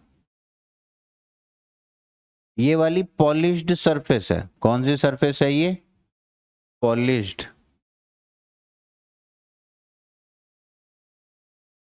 सिल्वर कोटिंग कर दी इधर, ऐसा कुछ समझ लो। क्या कर दी? कोई कोटिंग कर दी, अब इधर से पॉलिश कर दिया, कोट कर दिया इसको। यहां से अब लाइट आएगी तो एब्जॉर्ब भी हो गई। ठीक है, और ये वाली साइड कौन सी हो गई? रिफ्लेक्टिंग। यहां से ये बढ़िया, कोई भी इधर लाइट आएगी उसको मस्त रिफ्लेक्ट कर देगी, मस्त रिफ्लेक्ट कर देगी। ठीक है भैया, रिफ्लेक्टिंग पॉलिश। अब यहां पे एक ऑब्जेक्ट, पॉइंट ऑब्जेक्ट लाके रख दिया। पॉइंट ऑब्जेक्ट पे मैंने लाइट फेंक के मारी, बहुत सारी लाइट। यहां जली रही थी लाइट, ये सब ये लाइटें जल रही। इस पॉइंट ऑब्जेक्ट के ऊपर जब लाइट रेज आकर गिरी तो इसने हर डायरेक्शन में उनको रिफ्लेक्ट करना शुरू किया, उनको रिफ्लेक्ट करना शुरू किया। तो ऑब्जेक्ट से चलती हैं रेज, ऐसा मतलब ऑब्जेक्ट, ऑब्जेक्ट के पास अपनी लाइट थोड़ी ना है, ऑब्जेक्ट के पास अपनी लाइट नहीं है, वो नॉन ल्यूमिनस ऑब्जेक्ट है। ये बताने की जरूरत है क्या? Luminous and non luminous object है भाई, luminous and non luminous object. Luminous कौन होते हैं? जिनके पास अपनी लाइट होती है। और नॉन ल्यूमिनस कौन होते हैं? जिनके पास अपनी लाइट नहीं होती। Non luminous, non luminous object which do not have their own light.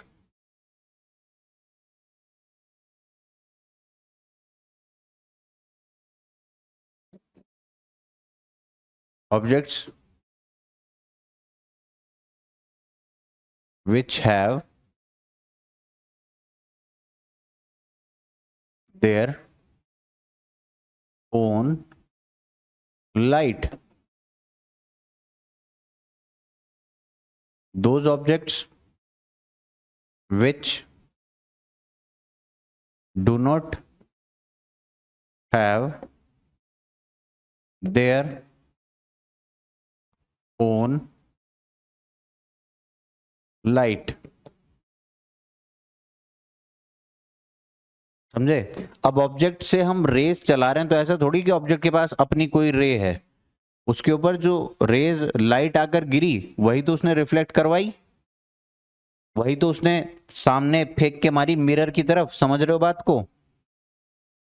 कभी बच्चा सोचता नहीं इस बारे में कि यार लाइट ऑब्जेक्ट के पास आई कहां से। सब सब ये कहते हैं ऑब्जेक्ट से चली रे, कहां से आई? लाइट आई, इसके ऊपर गिरी, हमने जो लाइट डाली, फिर वो ऑब्जेक्ट के ऊपर जो लाइट गिरी उसका कुछ पोर्शन इसने हर डायरेक्शन में ऐसे उछाल दिया।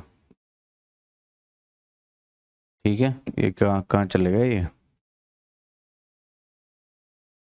समझ रहे हो? ये हो गई, ये हो गई, हर डायरेक्शन जो भी लाइट हर डायरेक्शन में इसने फेंक के मार दी, ठीक है, इसी से चल रही है रेज।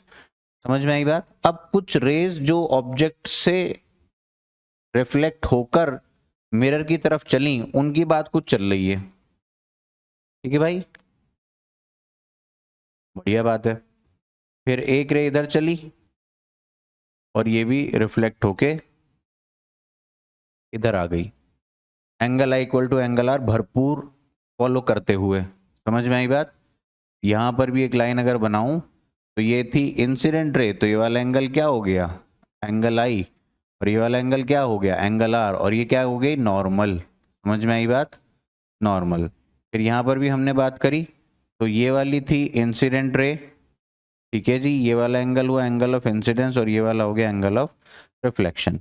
फिर मैंने क्या किया, इन रेज को, ये रेज मिलती हुई तो कहीं नजर नहीं आ रही है, तो मैंने क्या करा, जो ये रे रिफ्लेक्ट कर दी, इन्हीं को पीछे एक्सटेंड किया, इन्हीं को पीछे एक्सटेंड किया। समझना बात को? ये रे इधर गई और फिर इधर आ गई, ये रे इधर गई और फिर इधर आ गई, ठीक है भाई। और ये रे, इसको भी मैंने पीछे एक्सटेंड किया, समझ रहे हो राजू बात को? इसको भी एक्सटेंड किया पीछे। भाई भाई अटक कहीं जाती हो?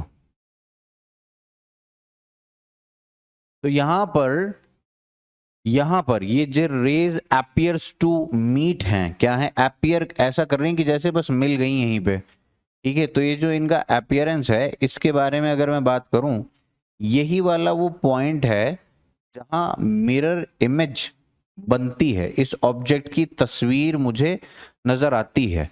मतलब ये ऑब्जेक्ट जो मिरर के सामने रखा है, ऑब्जेक्ट जो मिरर के सामने रखा है, ये ऑब्जेक्ट, इसकी इमेज बन रही है वो सामने। समझ में आई बात आपको? मिरर की जगह, अगर यहाँ ऑब्जेक्ट की जगह मैं जाके खड़ा हो जाऊं, समझ में आ रही बात, मैं जाके खड़ा हो जाऊं तो मैं मिरर में देख रहा हूं कि मैं दिख रहा हूं, मैंने इधर वाला हाथ की ऊपर किया, उसने भी इधर वाला हाथ ऊपर किया, तो ये इमेज है। क्या है? इमेज। तो ये कौन हो गया? ऑब्जेक्ट। और ये कौन हो गई? इमेज।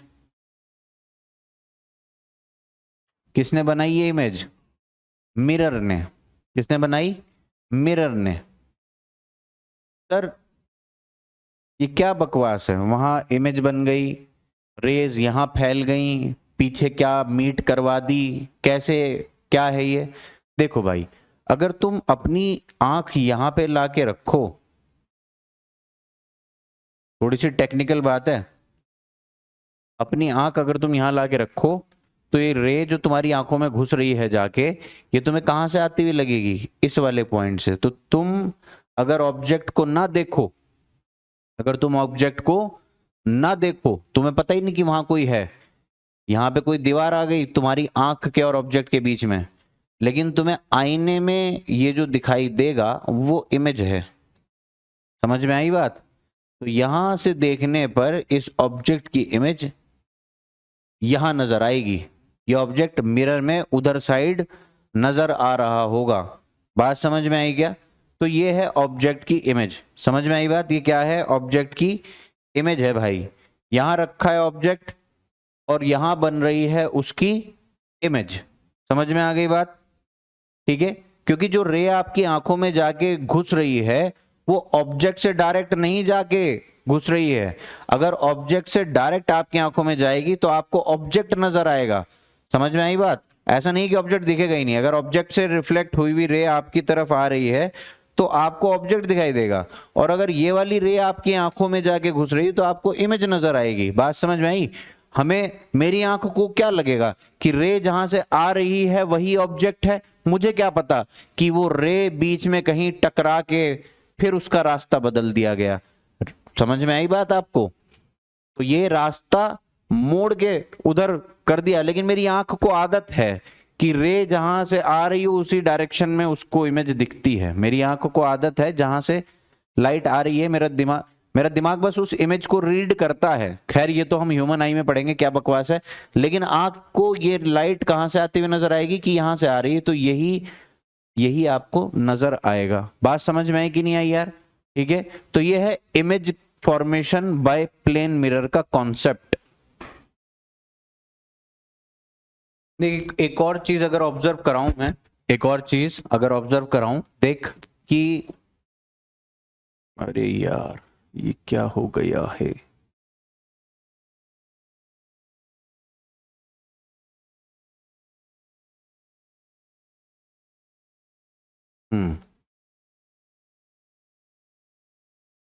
एक और चीज ऑब्जर्व कराऊं अगर, जिस चीज को मैं अभी अभी पढ़ा के आया हूं,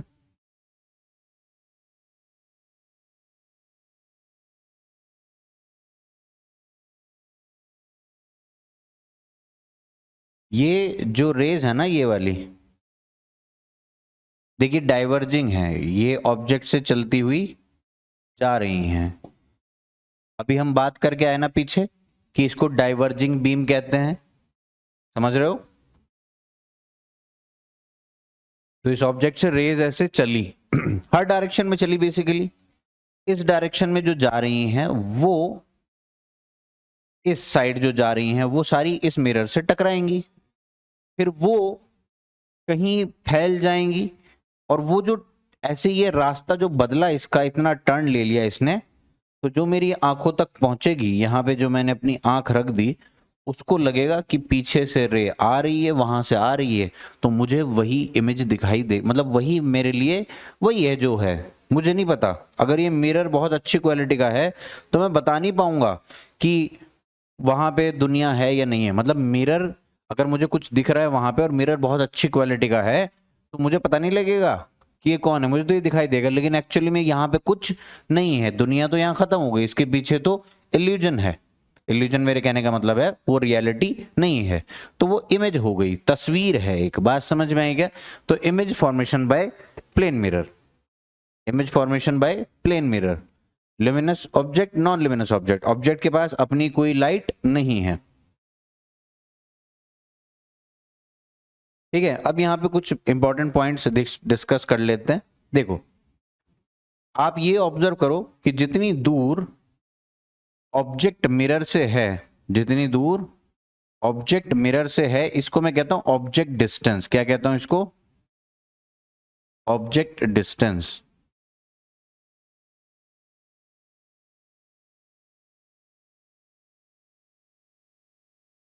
और ये जो है यहां पर,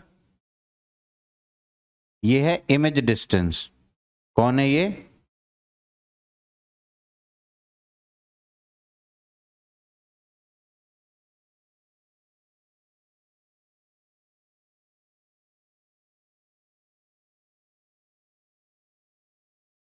ऑब्जेक्ट डिस्टेंस, इमेज डिस्टेंस, ये दोनों बराबर होते हैं। ये प्लेन मिरर से बनने वाली इमेज की प्रॉपर्टी है कि इमेज डिस्टेंस ऑब्जेक्ट डिस्टेंस हमेशा इक्वल रहता है। Distance of object from mirror, distance of image from mirror. क्या बोला, ध्यान से सुन। Distance of object from mirror, distance of image from mirror, ये दोनों इक्वल होते हैं। समझ में आई बात? हमेशा। दूसरी बात, दूसरी बात, यहां पे जो ऑब्जेक्ट है ये मान लो 1 सेकंड में यहां पे आ गया, तो इमेज भी 1 सेकंड में यहां पे आ जाएगी। क्या बोला मैं? ये ऑब्जेक्ट जैसे ही चल के यहाँ आया, जितने टाइम में, उतने टाइम में इमेज भी चल के यहाँ आ गई। और फिर से वही बात एप्लीकेबल है कि ऑब्जेक्ट डिस्टेंस और इमेज डिस्टेंस बराबर होंगे। ऑब्जेक्ट चल के आगे आया, मिरर की तरफ जब ऑब्जेक्ट चलेगा, इमेज भी मिरर की तरफ चलेगी। समझ में आई बात? तो ये दोनों पास आते चले जाएंगे और एक टाइम पे आके मिल जाएंगे। तो समझना इस बात को चाहिए कि सर जितनी स्पीड से ये मिरर की तरफ चल रहा होगा, क्या इमेज भी उतनी ही स्पीड से मिरर की तरफ चल रही होगी? ये सवाल है। तो आपका जवाब होना चाहिए बिल्कुल, बिल्कुल।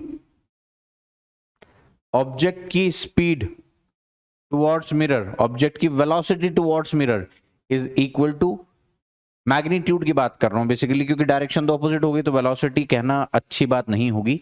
Speed of an object towards mirror speed of an image towards mirror, वो दोनों इक्वल होती हैं। सारी प्रॉपर्टीज मैं लिखवा दूंगा आपको, परेशान मत हो, ठीक है। और क्या बात है, और क्या बात है कि ऑब्जेक्ट की जो लेफ्ट साइड है वो इमेज की राइट होगी। कहने का मतलब ये है कि मैं कैसे बताऊं कि तुमको, देखो बीच में मिरर है, ये हाथ है, तो ध्यान देना, इसका अंगूठा अगर हिला तो इसका भी अंगूठा हिला, लेकिन अगर ये आमने सामने होंगे तो क्या इस हाथ के, अगर मैं ऐसे देख रहा हूं, इस हाथ का ये लेफ्ट है और ये राइट है, मेरे लिए ये अंगूठा लेफ्ट में है और ये राइट में है। अब इसकी इमेज जो सामने बनी, तो सामने वाले का,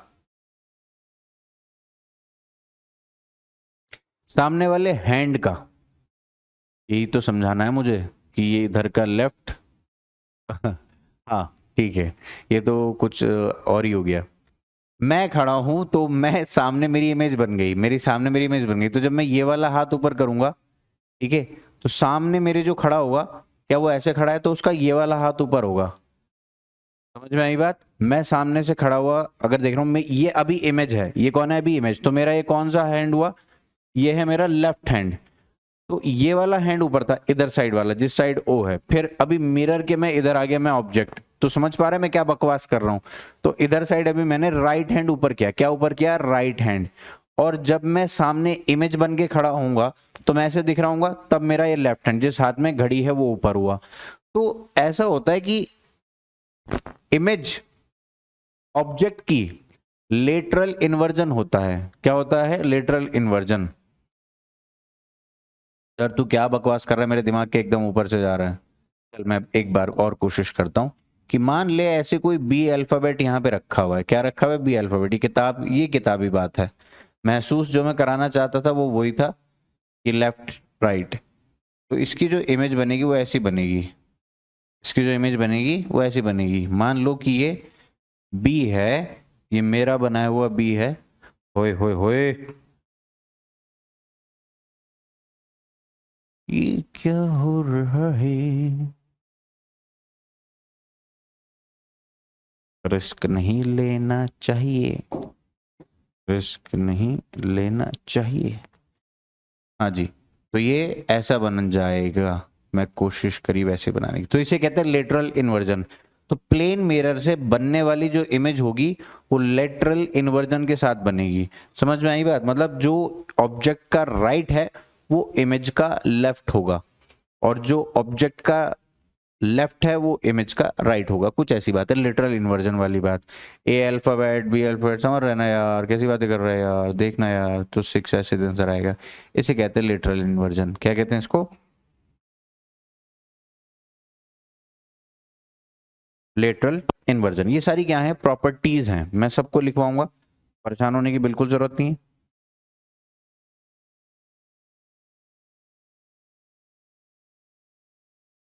लिखो, properties of image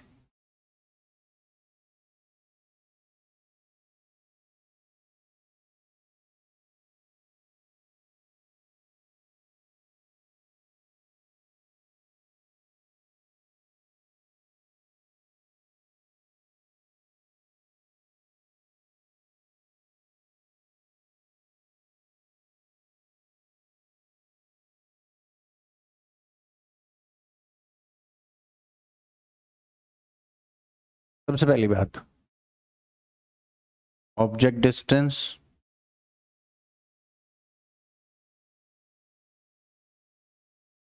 is equal to image distance from mirror.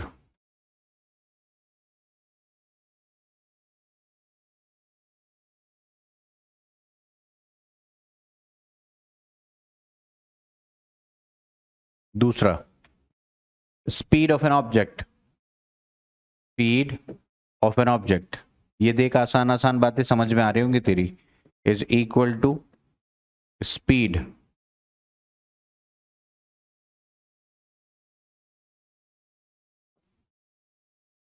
Of an image, ठीक है। तीसरी property, image is lateral inverted, literally inverted, मतलब जो ऑब्जेक्ट का लेफ्ट है वो इमेज का राइट है, ठीक है, वही वाली बात। इतनी बातें क्लियर हो गई। और एक और बात है, वो वाली बात मैं बता ही दूं, बोल ही दूं। इमेज का जो नेचर है ना, इमेज दो तरह की होती है, एक होती है रियल और एक होती है वर्चुअल। एक होती है रियल और एक होती है virtual.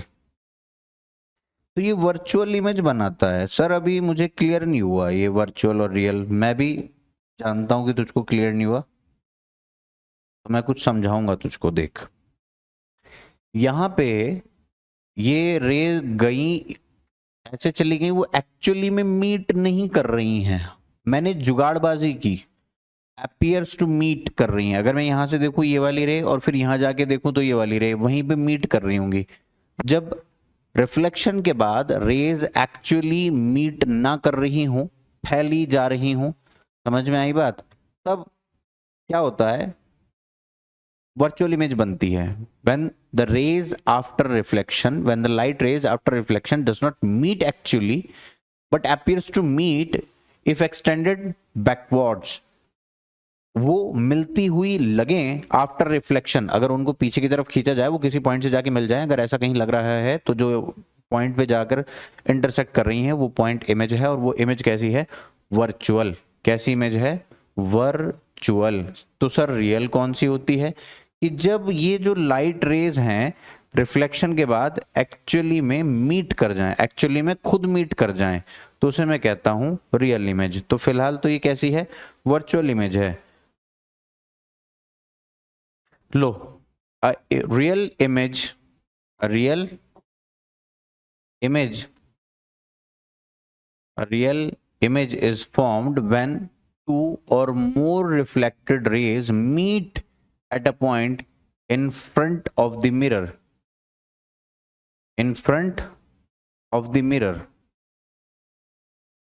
virtual image is formed, मैं देख रहा हूं कि जो बात मैंने बोली थी, हाँ वो ये लिखी है, virtual image is formed when two or more rays appears to be coming from a point behind the mirror। जब कभी ऐसा लगे कि रेज मिरर के पीछे से आ रही हैं, इसका मतलब रेज एक्चुअली में पीछे नहीं गई हैं। पीछे कैसे चली जाएंगी, समझ में आ रही बात, वो तो मिरर के आगे टकरा के मिरर के आगे आ रही हैं, और आगे मिरर के आगे आए और मीट कर जाएं तो इमेज बनेगी रियल, वरना तो virtual. A virtual image screen पर ऑब्टेन नहीं होती। ये एक बड़ा सवाल है बच्चों का कि सर ये क्या बकवास है। A real image can be obtained on a screen, a virtual image can not be obtained on a screen. मतलब ये भाई, अगर स्क्रीन क्या है, कोई भी पेपर कुछ भी हो सकता है यार, समझो बात को। तो उस इमेज को उस पर फॉर्म करवाया जा सकता है या नहीं किसी एक स्क्रीन पे। एक स्क्रीन क्या है, कुछ नहीं, सिर्फ एक शीट, कुछ भी एक सरफेस। तो उस सरफेस पे इमेज बनेगी या नहीं, इमेज उस पर बनी तो ऑन स्क्रीन इमेज बन गई, वरना तो नहीं। अब यार मिरर के पीछे कैसे स्क्रीन जाके लेके खड़ा होगा, वहां कैसे इमेज बनवाएगा, उस पर नहीं होगा। समझ में आई बात।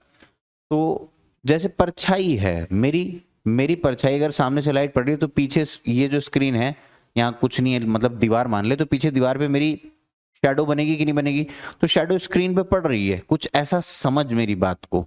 तो लाइट रेज जब मिरर के आगे आके टकरा के मिलेंगी, कहीं रियल इमेज बनेगी, तो उसको मैं कहीं भी स्क्रीन एडजस्ट करके उसको स्क्रीन इमेज को, रियल इमेज को स्क्रीन पे ला सकता हूं। लेकिन अगर इमेज मिरर के पीछे है, बता मिरर के पीछे मैं कैसे चला जाऊं। सर मिरर यहाँ है, आगे से घूम के ऐसे पीछे चला जा, इतना दिमाग नहीं लगाना, समझो मेरी बात को। A real image is inverted with, यहाँ पे देख क्या लिखा है, घबरा मत, पढ़वा रहा हूं। Real image is inverted with respect to the object, virtual image is erect. Erect का मतलब होता है सीधा। अच्छा सर हमें तो पता ही नहीं था। देख ऐसा कुछ कहानी है, कि अगर ये ऑब्जेक्ट है ए बी और इसकी इमेज बन रही है ऐसे ए डैश बी डैश, ठीक है, ये कौन है ऑब्जेक्ट और ये कौन है इमेज, तो ये कैसी है इन्वर्टेड। और अगर ऐसा हो कि ये है ऑब्जेक्ट ए बी और ऐसी ही इमेज बन जाए, ऐसी ही सेंस में, मिरर में ऐसा ही तो होता है कि मेरा सर ऊपर है तो मेरा सर ऊपर ही दिखता है वहां पे भी, समझ में आई बात। ऐसा नहीं होता कि अपसाइड डाउन इमेज बन जाती है, समझ में आई। तो इसे कहते हैं इरेक्ट इमेज। ऐसा है ऑब्जेक्ट और ऐसी ही इमेज बन जाए सर ऊपर पाँव नीचे तो इन इरेक्ट, और अगर उल्टी हो जाए तो इन्वर्टेड। समझ में आई बात आपको, ठीक है। देखना जरा सा ये सवाल, कहा जा रहा है कि एक ऑब्जेक्ट है भागा जा रहा है जो कि मिरर की तरफ 2 मीटर पर सेकंड से, तो इमेज कितनी स्पीड से कहाँ जा रही होगी। ये सवाल बहुत आसान है, ठीक है। ये वाई जेड प्लेन है और ये एक्स एक्सिस है। कौन है ये एक्स एक्सिस, कौन है जी ये एक्स एक्सिस है, ठीक है। तो अगर ऑब्जेक्ट जा रहा है along x axis 2 metre per second से, then image will move towards negative x axis, इधर की तरफ towards origin बोल दें, इसको origin बोल देते हैं, O is origin, towards origin with 2 metre per second. Y Z plane में एक्स एक्सिस है, वाई है और इधर जेड है, तो वाई जेड प्लेन में मिरर रखा हुआ है। समझ में आई बात। अगर ऑब्जेक्ट इधर की तरफ भागा जा रहा है 2 मीटर पर सेकंड से, तो इमेज इधर की तरफ आ रही होगी 2 मीटर पर सेकंड से। पॉज कर लो, देख लो समझ में आया क्या।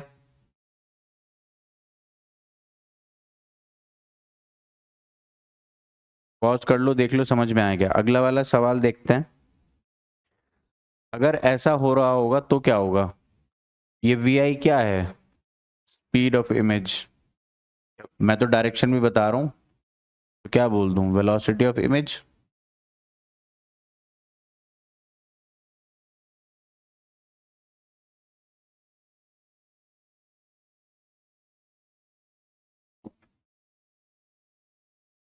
Velocity of image.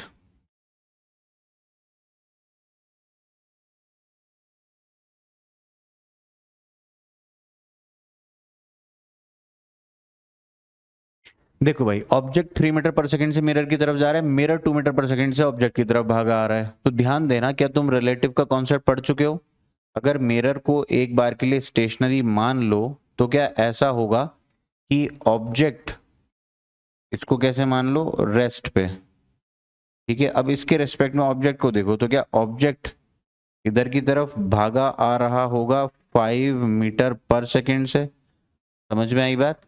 तो इमेज भी कहाँ जा रही होगी, अगर इसको एक्स एक्सिस मान लेते हैं, इस वाली डायरेक्शन को क्या मान लेते हैं एक्स एक्सिस, ठीक है। और ये कौन हो गया वाई एक्सिस। तो क्या जवाब हो जाएगा आपका कि इमेज जो है ना, इमेज जो ये इमेज यहां पर है, ये भी 5 मीटर पर सेकंड से भाग रही होगी, लेकिन अपोजिट डायरेक्शन में। किधर डायरेक्शन में, अपोजिट डायरेक्शन में, ठीक है। तो velocity of object and velocity of image are equal and opposite with respect to mirror. Mirror के रेस्पेक्ट में अगर ऑब्जेक्ट को देखा जाए और इमेज को देखा जाए तो उनकी वेलोसिटीज इक्वल एंड अपोजिट होती हैं। समझ में आई बात। सर जो आप लाइन बोल रहे हो बड़ी अच्छी सी लग रही, लिखवा दो। लिखवा रहा हूं,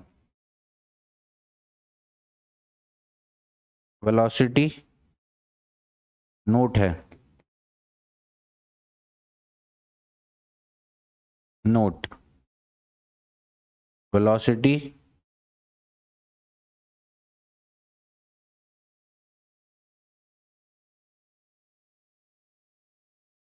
of an object with respect to mirror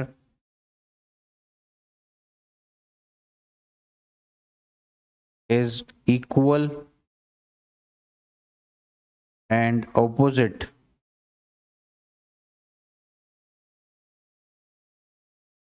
या क्या लिखें, velocity of an object with respect to mirror is equal to minus times of velocity of an image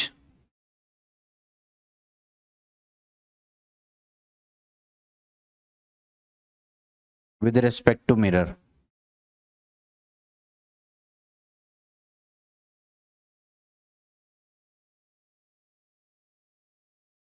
Velocity of an object with respect to mirror is equal to minus times of velocity of an image with respect to mirror. कहानी समझ में आई भैया? ठीक है, एक और सवाल कर लो, एक और सवाल कर लो। इसका जवाब तुम बताना या सॉल्यूशन देखो टेलीग्राम पे मिलेगा, टेलीग्राम वाले चैनल पे।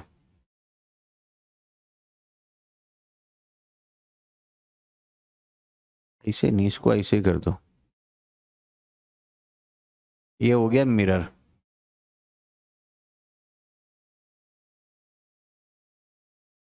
ये हो गई सरफेस। अब ऑब्जेक्ट जा रहा है ऐसे,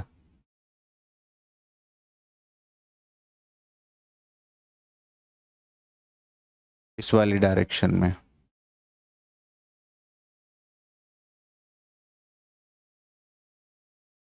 इस वाली डायरेक्शन में जा रहा है यहां से 60 डिग्री पर, और ये हो गई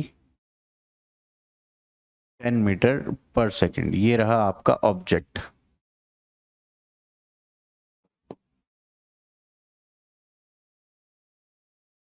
फाइंड वेलोसिटी ऑफ इमेज।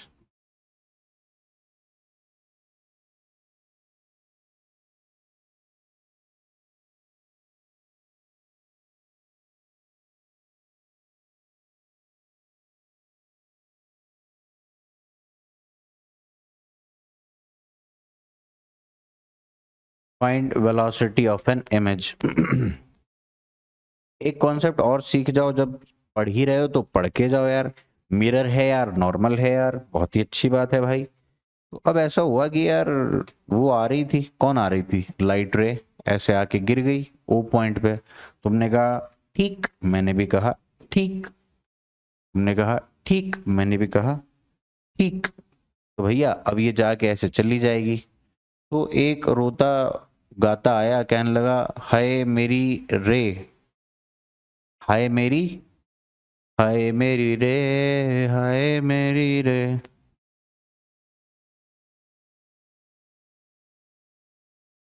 कह रहा मैं तो कह भी नहीं सकता, राता नू। कह रहा मेरी रे डेविएट हो गई भाई, मेरी रे, कोई मेरी रे मोड़ दो, कोई मेरी रे मोड़ दो।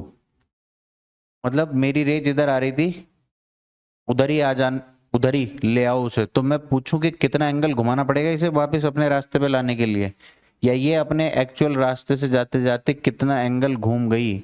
इसको कहते हैं एंगल ऑफ डेविएशन। जा रही थी सीधी सीधी, उधर चली गई तो कितना डेविएट हो गई। इसको इससे रिप्रेजेंट करते हैं, घबराने की कोई बात नहीं है, सब चीजें नॉर्मल है। अब खतरे से बाहर है दुनिया, है ना। Angle of deviation.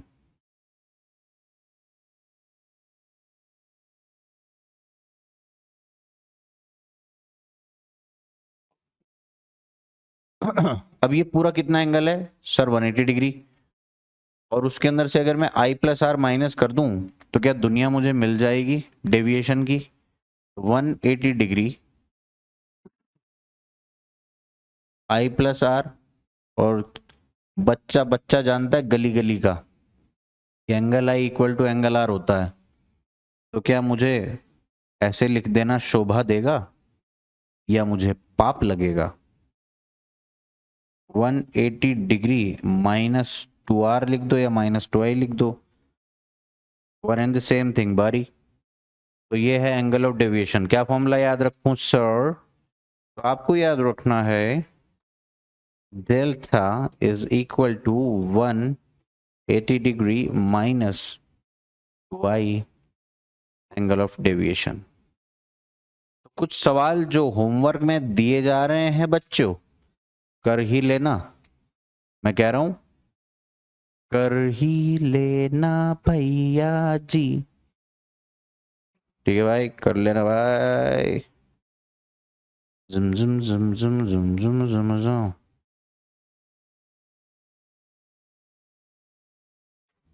बहुत बेसिक बेसिक से हैं, ठीक है, ये तो कुछ नहीं है।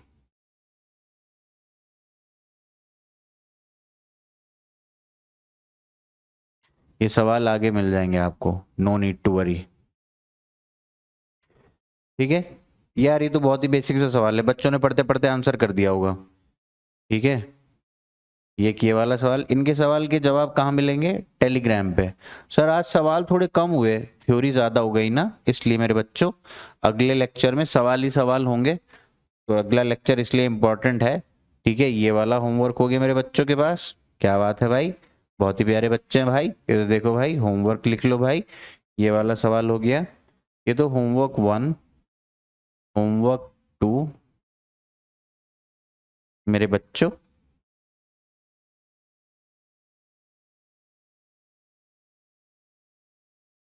होमवर्क 4, ये बहुत बेसिक बेसिक सवाल। अच्छा ये तो मैंने भी पढ़ा है नहीं, कन्वर्जिंग फाइनल हो जाएगा हो जाएगा हो जाएगा हो जाएगा हो जाएगा। ठीक है, तो आज तो मैं आपको ना तो कुछ होमवर्क दे रहा हूँ, कुछ नहीं कर रहा हूँ, आज तो सिर्फ आपको थैंक यू बोल रहा हूँ। तो मिलते हैं आपसे अगली क्लास में। ठीक है, तब तक के लिए alright then, see you soon, बो बॉय, एंजॉय।